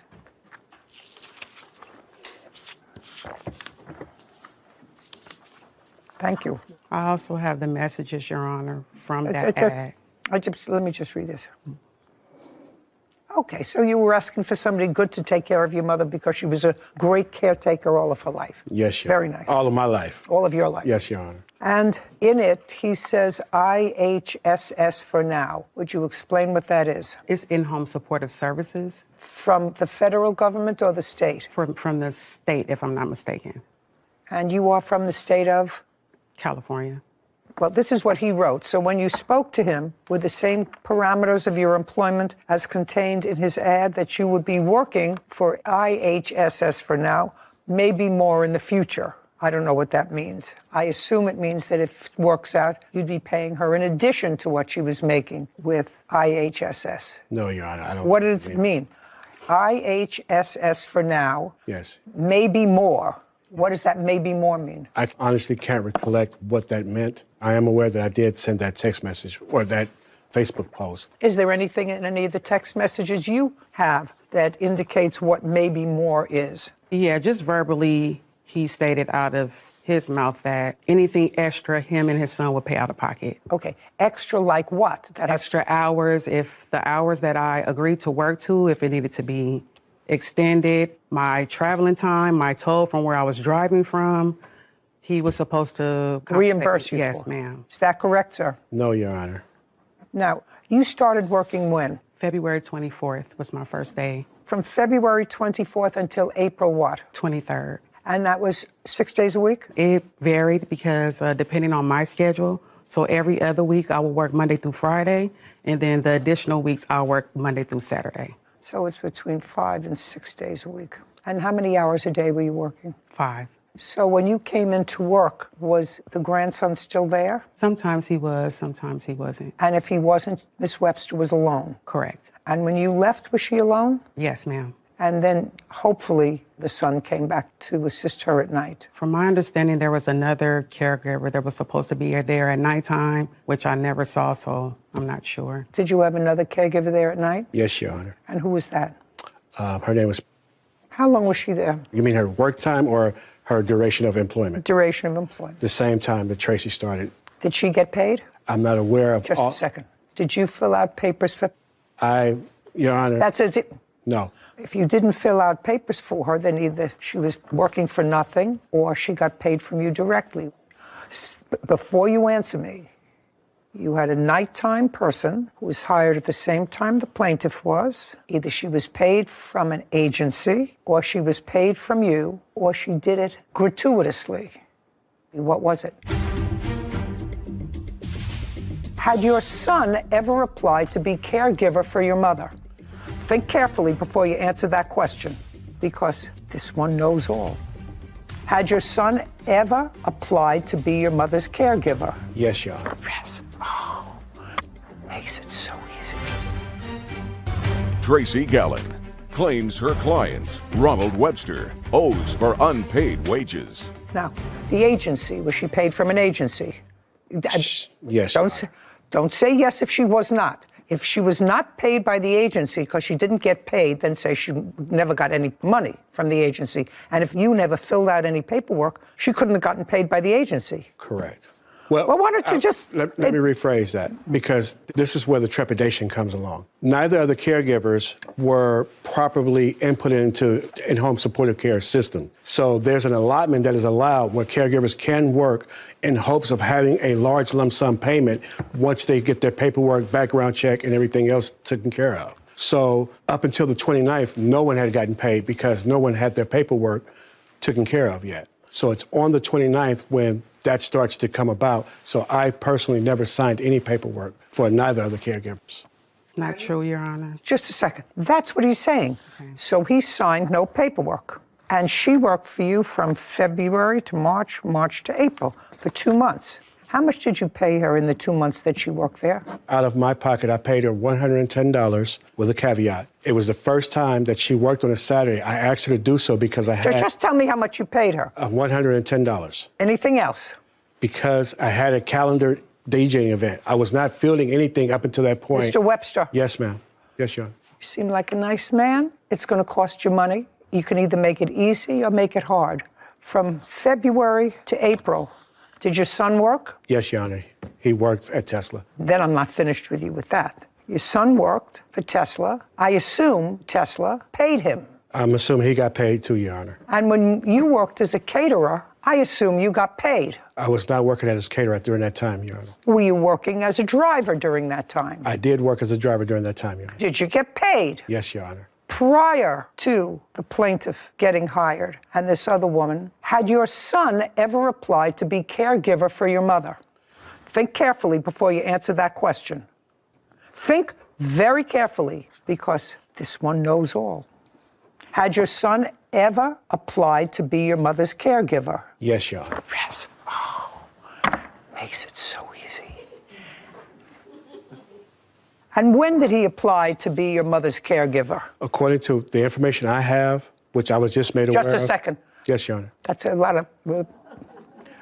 Your son is in your mother's house. Yes. You're there all the time because you're interested in your mother. You are the next of kin. You have to sign off. Did your son sign up to be your mother's caregiver, and when? Give me the month, day, and year that he signed up. According to the paperwork I have, I'd have to look at it because I don't... Look at it. You can look at it, digest it. Give me the date. See, Sarah, it's what's on paper doesn't always make sense, right? Yeah. You know? You figure it out along the way. Follow the money. Yeah, always. Always got to follow the money. Leads you right to where you want to be. Let's go. According to the paperwork I have here, his paperwork was started on August of 2021. When was it signed? It does not state that. And she started working in February. Is that right? Yes, ma'am. So between August and February, Mr. Webster, who took care of your mother? My son lived with her. He's, according to this, I was not privy to this information before. Let me understand something. Yes, Your Honor. This is not a House Select Committee investigation, sir. This is just a court where I'm trying to figure out who took care of your mother, who was unable to take care of herself from August until February when you got another caregiver, and whether that person was signed up to get in-home health benefits. So the answer is, partially I know that your son, who lives with her rent-free... No. I'm sorry, not with my mother, not rent-free. Lives with her. Yes. Maybe not, then maybe Kevin and I are paying the rent. You never can tell.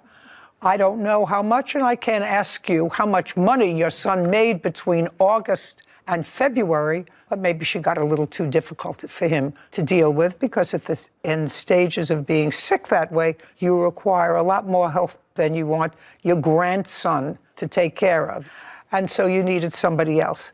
Now, I've just about, Mr. Webster, reached the end of creating the picture in this case, but the plaintiff was there, and so far you've given her $100 in 2 months. You got paid during that time period. Your son, who worked for Tesla, got paid during that time period. You can bet your bottom booty that I got paid during that period because I worked. Nobody said to me, well, you didn't get your form in right there. We're not paying you. Well, you're not paying me. You can find me today getting my pedicure. She stayed, even though she didn't get paid. Now, if she didn't work for you, could you or your son have gone out to do their other work? Or would you have left your mother alone? What would you have done? Possibly made other arrangements, Your Honor. Possibly. You mean get another sucker to work for free? You think that she should work for free? You think that she should work for free? No, Your Honor, but I don't think she should smoke cigarettes with my mother alone. Listen, you have the counterclaim. Your counterclaim is stupid. Okay. Your counterclaim is stupid. You just told me before your mother is the kind of woman that would do exactly what she wants to do. And what you think yourself, since you're not there and off doing your thing, somebody who's terminally ill, not getting better. You knew that, right? I did know that. You did know that. And if your mother chose an easier way to go than the one you selected for her, that would have been her prerogative. That's also a fair statement. Yes, Your Honor. Okay, so you didn't like the caring that she did for your mother, but actually her leaving had to do with your not paying her. You didn't fire her. Okay, let's put it this way. Did you fire her? No, Your Honor, because I did not have the power to do so. You did not fire her. No, Your Honor. That's not Who true, put in? Your Honor. Who is Ron Webster? I am Ron Webster. You hired her. No, Your Honor. Well, this is you. Need a good caregiver for my mom. Need. That means I need. Yes, Your Honor. Okay. Now, let's go to one other place, okay? And then I'll let you talk. Right now, it doesn't seem to be that you're losing, right? Yes, Your Honor. In March, Miss Gallen, where's my money? You know, I'm taking care of your mom. There's no money. What does he say? He kept blaming it on IHS. He needed to talk to them, and IHS just kept responding to me and was just like, he's crazy. Tracy Gallen is accusing her client, Ronald Webster, of refusing to pay her after caring for his mother. Ronald claims Tracy smoked cigarettes and marijuana while working. How much do you think the time that she worked there, taking care of your mother, was worth? Your Honor, I personally cannot put a price on that. I know she's contracted through IHSS for $16 per hour. Did your mother have a life insurance policy? My mother had a couple of life insurance policies, yes. What were they, and who were the beneficiaries? I was a beneficiary Of both one. of How them. much? The total was $3,700, Your Honor. Did she have a separate policy for her burial? No, Your Honor. Did she own any property anywhere? No, Your Honor. So what was the total you received from the estate? The policies was set to pay $1,300, which I have not received all. You mean in addition to the $3,700, you'll receive another $1,300? $13,000 is what I meant to say. If I said $1,300, I misspoke. $13,000. $13,000. Total. Okay. How much did you pay for the internment, the service, if there was one, whatever? How much did you pay? You paid for it, I assume, out of this money. I have not done all the math. It's upwards of $15,000 or so, as I'm still. You haven't done all the math. I'm still Fine. making payments. How much are you owed? I have it there, 26. The whole breakdown is. The amount was $29.12 minus the $300. You say he gave you $300, not $140. Correct. Okay. He cashed at me $300. My question is that at $16 an hour? Yes, ma'am. Which is what you would have made. Correct. Do you have any other evidence to support the fact that he was helping you or that he agreed that this money was due and owed to you? I have the email here where he was asking me to send a total of hours what he owed me. May I see that, Kevin, please?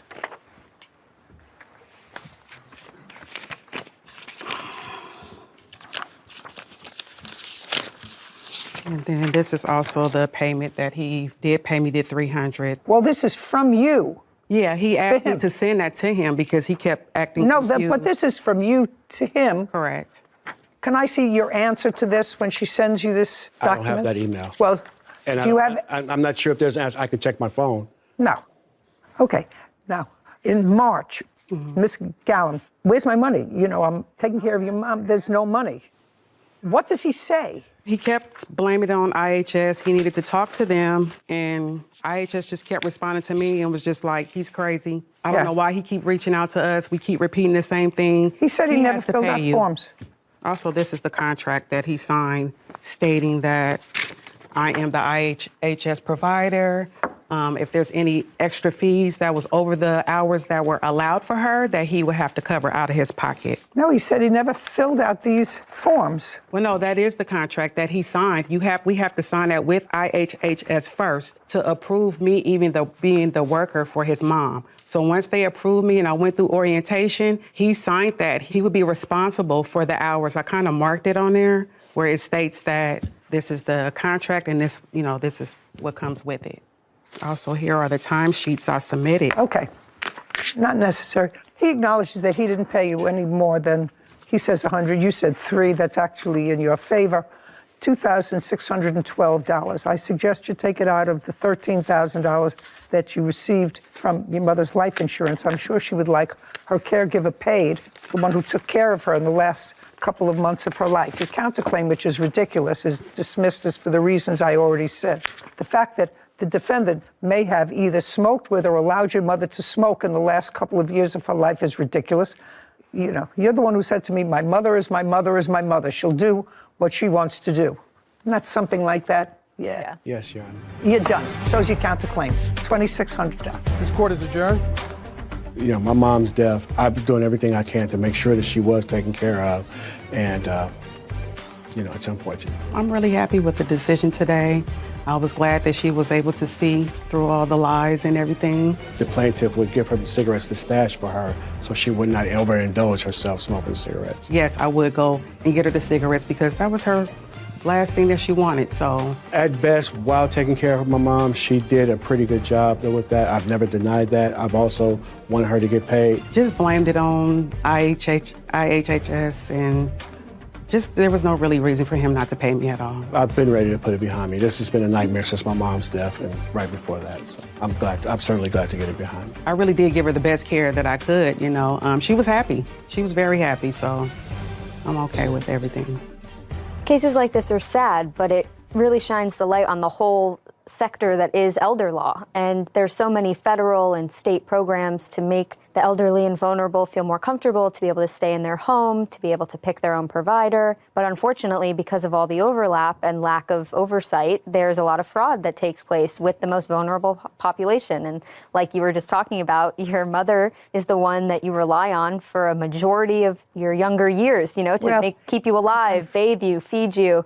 And towards the end, it's just unfortunate that they don't receive the same care as we do in the beginning. Yeah, that not being watched as carefully by the people that they cared for. Yeah, but the plaintiff here surprised me. I mean, working 2 months, 5 days a week. And she stuck with the job. For no money and no real end in sight for when she was going to be paid. I respect her for that. She obviously cares about her business and about her craft as being a healthcare worker, so I appreciate that, but it shouldn't fall on kind-hearted people like that to take care of our elderly. Maybe. Not sure. Yeah. I think that not everybody is fortunate enough to have children.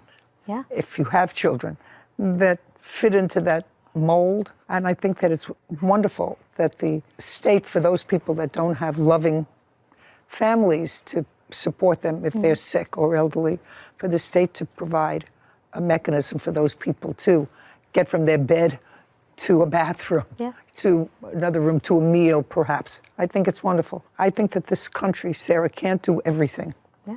And I know that we discussed a moment ago, not bringing in another case, but to me, when you don't give money to somebody who did work in the betterance of society, and you send stimulus money to prisoners who were there because they did something wrong, and you send $1.2 billion in stimulus money to people who are serving life terms in prison, to me, doesn't make sense.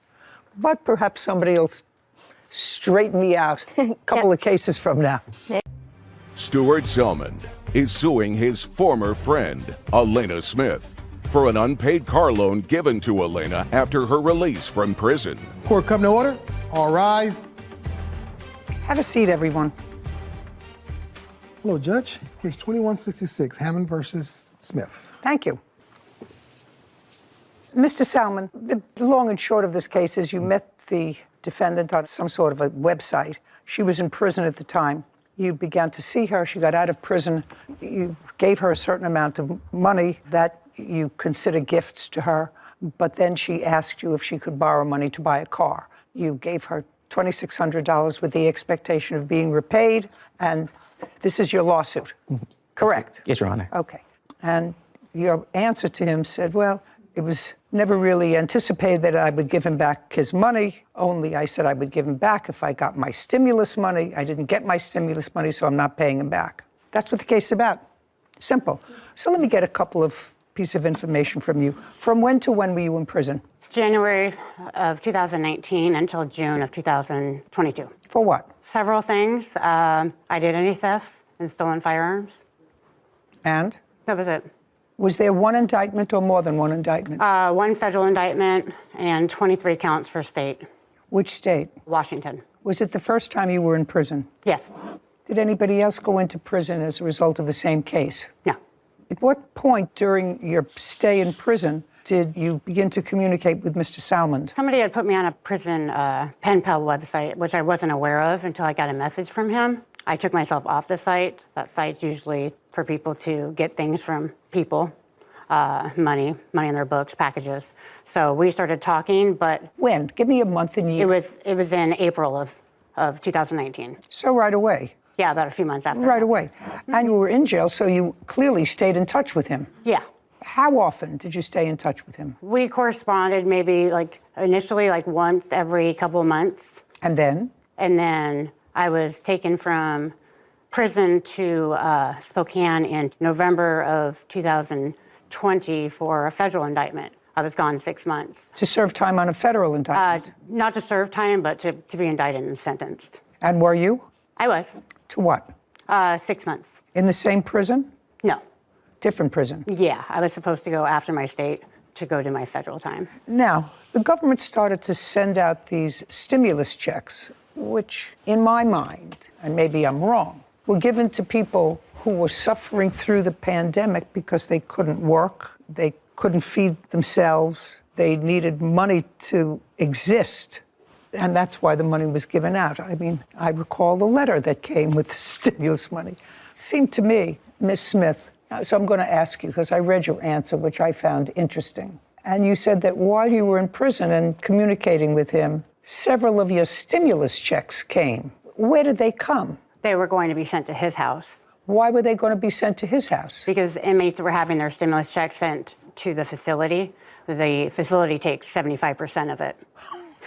Now, so I knew this would get more interesting, and I have to sort of put it in my timeline. So you had to apply for the stimulus checks. Correct. And all the inmates filled out a form for the stimulus checks. The other inmates filled out forms which said that they wanted the stimulus checks, gave them their social security number and an address.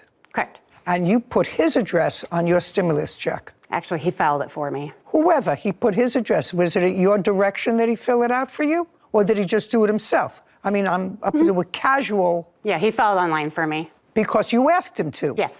And because he used his address, while the government was taking 75% of those stimulus checks and taking it for your upkeep in prison, because there's a certain amount of upkeep. You have meals, you have doctor services, whatever you have. They took 75, leaving you 25%, I suppose, to put on your account in the canteen or to do whatever you want. Is that close? Yes. How many checks did you see? None.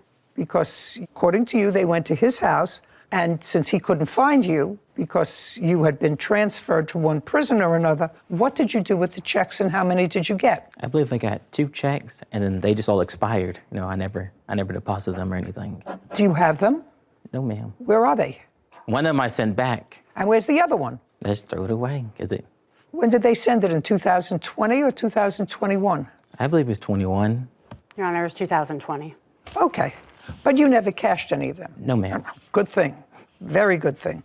No rhyme or reason to giving out stimulus money to people who are already being taken care of by the state, but the federal government, I know, was printing money like it was Mardi Gras, and sending money to prisoners is dubious thing. Sarah, you looked up some figures for me on, because I was curious about this case. How much money Kevin and I spent on sending money to prisoners, especially those who were in long-term, like lifers or whatever. She wasn't, but she got stimulus checks, 2 of them sent to him. So there were over 1.1 million COVID stimulus checks, totaling over 1.3 billion sent out to incarcerated people across the United States throughout COVID. And out of those numbers, according to the letter from the IRS, some 163,000 recipients were serving life sentences who received the stimulus checks.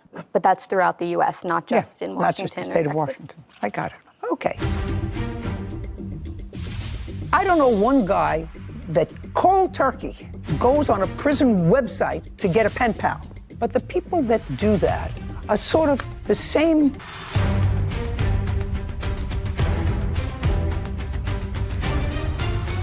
Stuart Selmond claims his former friend, Elena Smith, owes for a car loan he gave her after she was released from prison.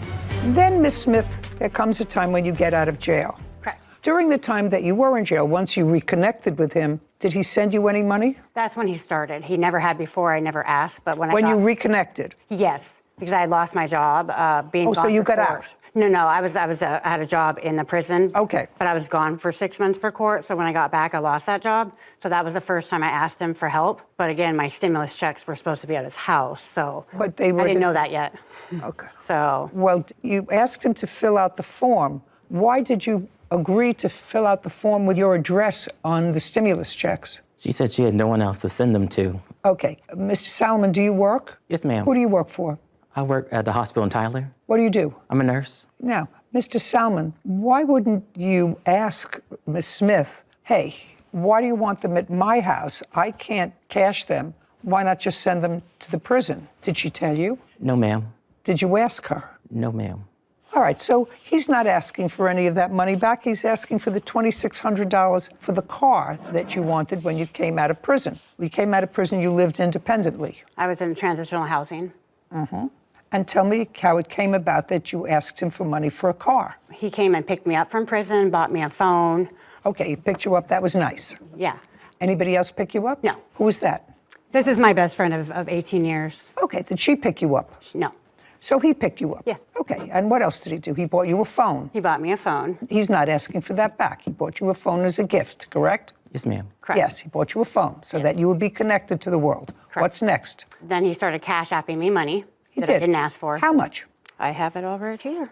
The first one was June 13th for $50, June 14th for $50. This is prior to the car money. So you said you needed some cash and he... I never said I needed it. He just was doing it. Okay, and he's not asking for any of that money back. Right. Now tell me about the car. So I got a job offer, but I didn't have a vehicle. So he had been helping me out for a while. Okay, so he's helping you. So I asked him for money to get a car. This first stimulus check that he sent back, I wasn't getting, but the third one, I had to file a tax return in order to get that, which was only $1,400. Oh, just a second. I don't care about your stimulus money. I don't want to That buy was how I you a was supposed car. to pay him back. I don't want to buy you a car. But he bought me a car. No, with no, no. My stimulus money I was supposed No. to give him for only $1,400. No. You have to understand something. You have no proof, and I actually believe him when I say he didn't cash your stimulus checks. Yeah, He returned them. You don't even think that he cashed them because No. that would have been a federal offense and he would have gone Yeah, to jail. he didn't. And you didn't want to go to jail, right? No, ma'am. And truth of the matter is, stimulus money is, in my view, not for anything other than try to keeping everything in balance while there was COVID. Now, you got out of jail. Owning a car is sort of a luxury. You have to have a car, you have to have insurance, you have to be able to keep it up. That's not what stimulus money was for. So let's go back. He didn't collect any of your money. He was nice enough to put in $50 here, $60 there, gave you a phone so you would be connected. Now you tell him that you need money for a car. On what date do you tell him you need money for a car? On June 15th. And he gave you $2,600. Correct. And that was in June of 2022. Correct. Now, I'd like to see the emails following up when he's asking you for repayment of that $2,600. Do you have any? Yes, ma'am. I'd like to take a look at it.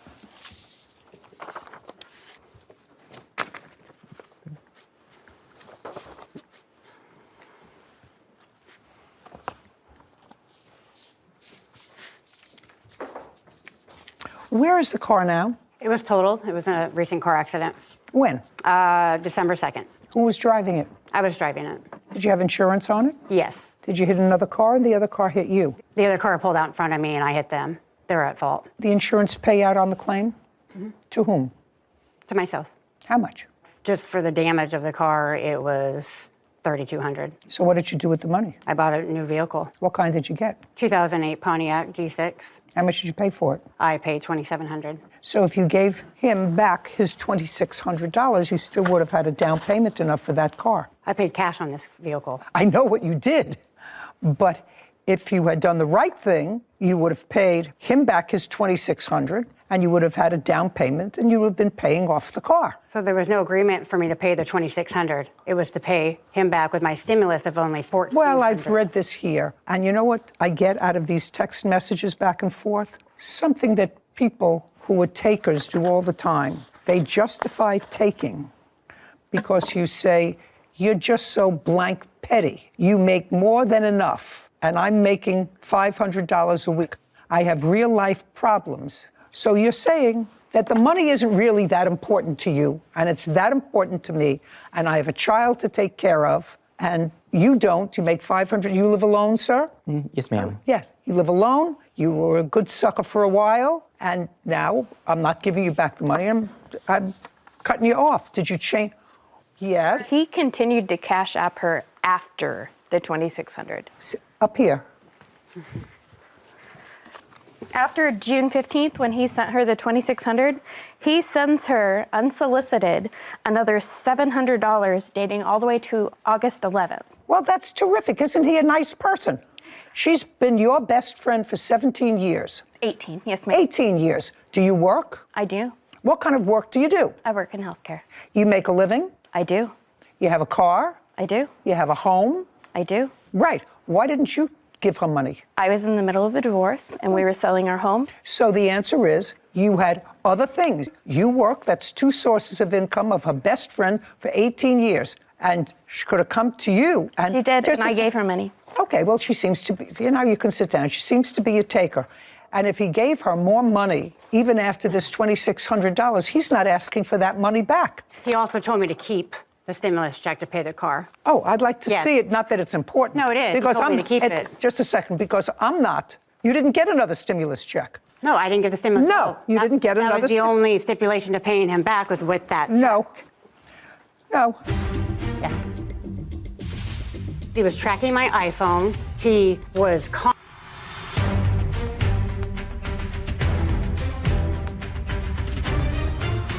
Stuart Selman has accused his former friend, Elena Smith, of refusing to pay back a car loan. Elena claims the car was a gift after she was released from prison. He was being a really nice guy. I sent you money so you and your daughter can do some stuff, like you can get some of your precious Papa John's. Seems like a nice guy. She never asked for any of it. She even had him blocked during that. She spent it. Yeah. Just a second. She spent it.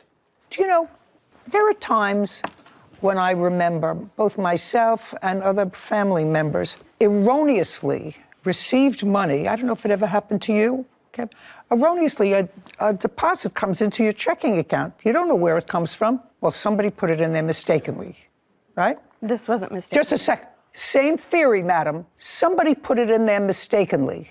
Well, you can either report it to the bank and say, I don't want any more of this money. It feels uncomfortable to me. Or you can say, listen, I'm going to hold this in my account and see if they come after it, see how long it takes them to find it, right? Or you can do the honest thing. You pick up the phone and you call and say, this money doesn't belong to me and I'm not going to spend it.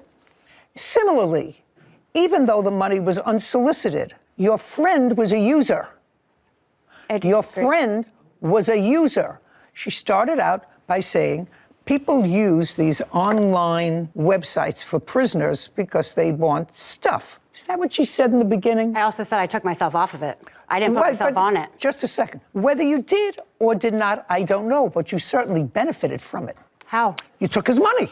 Somebody that you met, you took, according to now you said $50 twice is what he sent. Now your friend says, oh no. This is after. Oh no.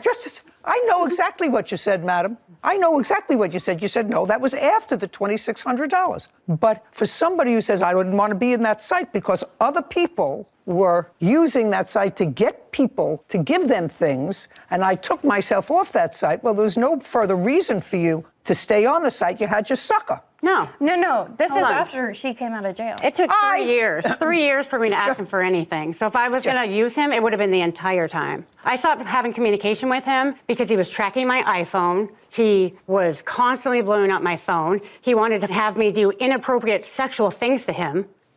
He became a weirdo. He sent me an email. Madam, I have to tell you something. It takes one to know one. It takes a weirdo to know a weirdo. No. If you're in prison. No. To me. No. Maybe not to with you. The things that he asked. Sit. If you're in prison, a woman in prison, you said the women in prison go on this line so that people, weirdos. I mean, I have a very large family. Really large extended family. I don't know one guy that cold turkey goes on a prison website to get a pen pal.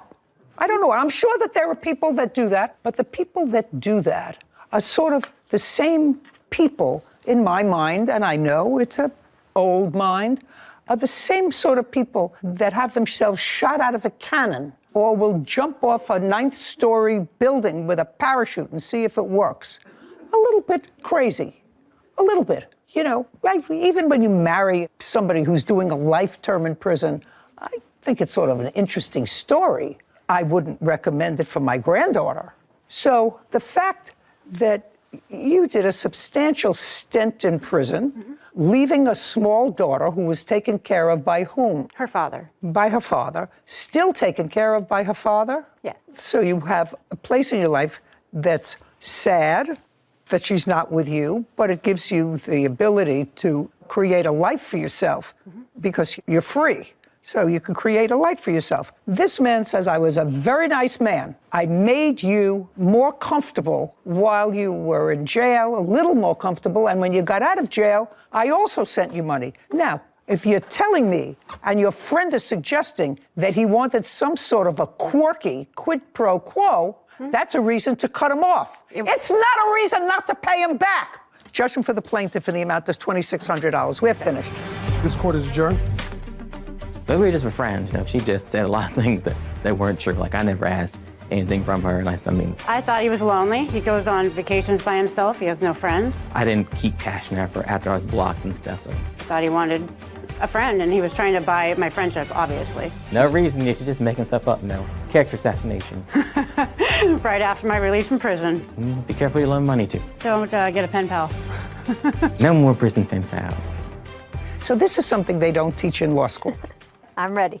If something doesn't make sense to an otherwise sensible person, you have to know there's a gimmick attached to it. You know, if something walks like a duck and quacks like a duck, it's a duck. Yep. Now, it may be a mongoose, but if you'd be pretty safe in saying, you know, walks like a duck, talks like a duck. So it's not a duck, it's a mongoose. But if you come from a relatively simple background and you know a lot of people, and you don't know anybody who's pen pals with a prisoner. There are a lot of people, because there are lonely people. People in prison are lonely. And there are sometimes lonely women who start to communicate, even just from a sympathetic Good Samaritan kind of coming from that direction. People should know that if a stranger is giving you money, under those circumstances, there's got to be a catch there someplace. I mean, I know my brain stems from your brain, so maybe we're just on the same track here, but I would never accept money from someone who's seemingly just giving it to me because there's always a string, there's always an attachment, even from people that you know. But definitely with strangers, there's strings. Otherwise, why are they giving you the money in the first place? Right. I think she knew what she was doing, and even if she didn't sign herself up, even if we take her at her word on that, she knew what the people on that site were about. Oh, well, she was very clear. Yep. She knew that people in prison were going to be entitled to get stimulus checks, but they were to be directed to the prison because the prison would take out 75% of those checks, which would cover your care. The government's still taking care of you, but they're not taking care of you twice. Yeah, so basically the government is paying twice for you. And so in order not to do that, she concocted this scheme. Found someone who would be okay with the other end. Sending it to them. And I'm sure that didn't come to her genius head alone. Somebody in prison said, this is what you do in order not to keep the 75%. If somebody else do it, your girlfriend, your...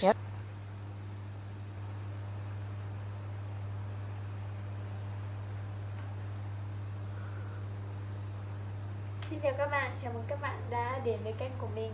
Hôm nay thì các bạn hãy cùng mình tô màu cho bức tranh về một chú hồng hạc nha. Xung quanh thì có một bạn ếch và một bạn bươm bướm nữa. Đây có một bạn chuồn chuồn. Bây giờ thì chúng ta sẽ cùng nhau tô màu cho bạn hồng hạc nha. Đầu tiên là mình sẽ tô phần mỏ trước.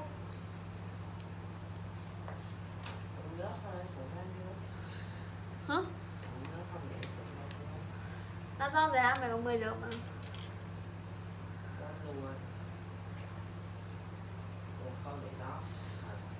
Tí là rõ. Bây giờ chị làm xong thì rõ.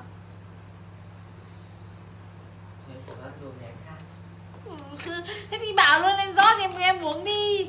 Cần hỏi như thật đi. Mẹ có cái bát không? Mang 2 cốc xuống đi. Cái cốc về đây trong bút đặc sắc mà Đức.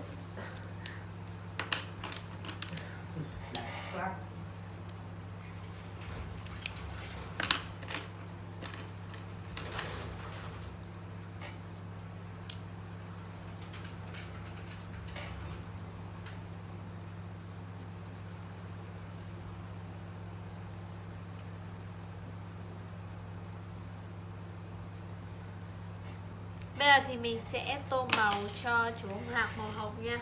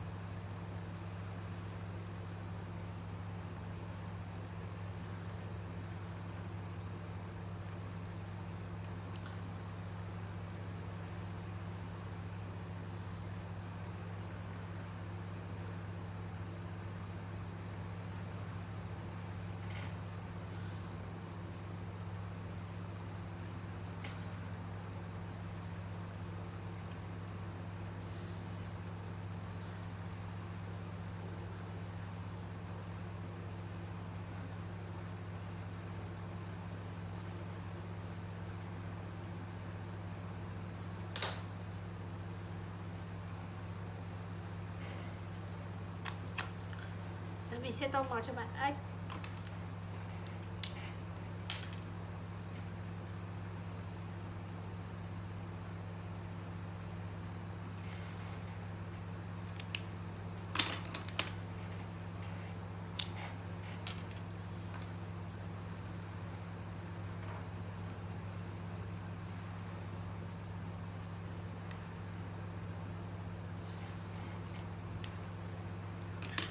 Giờ mình sẽ tô màu cho những bông hoa sen.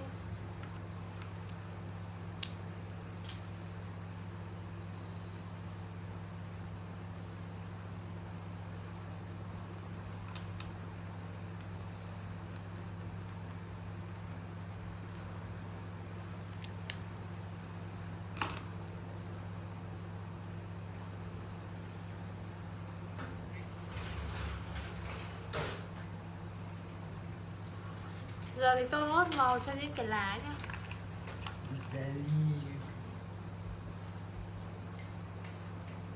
Cho ngủ.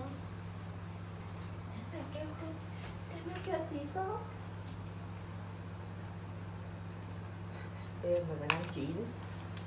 Các bạn ơi, mình đã hoàn thiện xong cho bức tranh tô màu về chú chim hồng hạc. Đây chỉ là bức tranh mà mình đã tô được. Cảm ơn các bạn đã cùng mình theo dõi. Video của mình đến đây xin là kết thúc.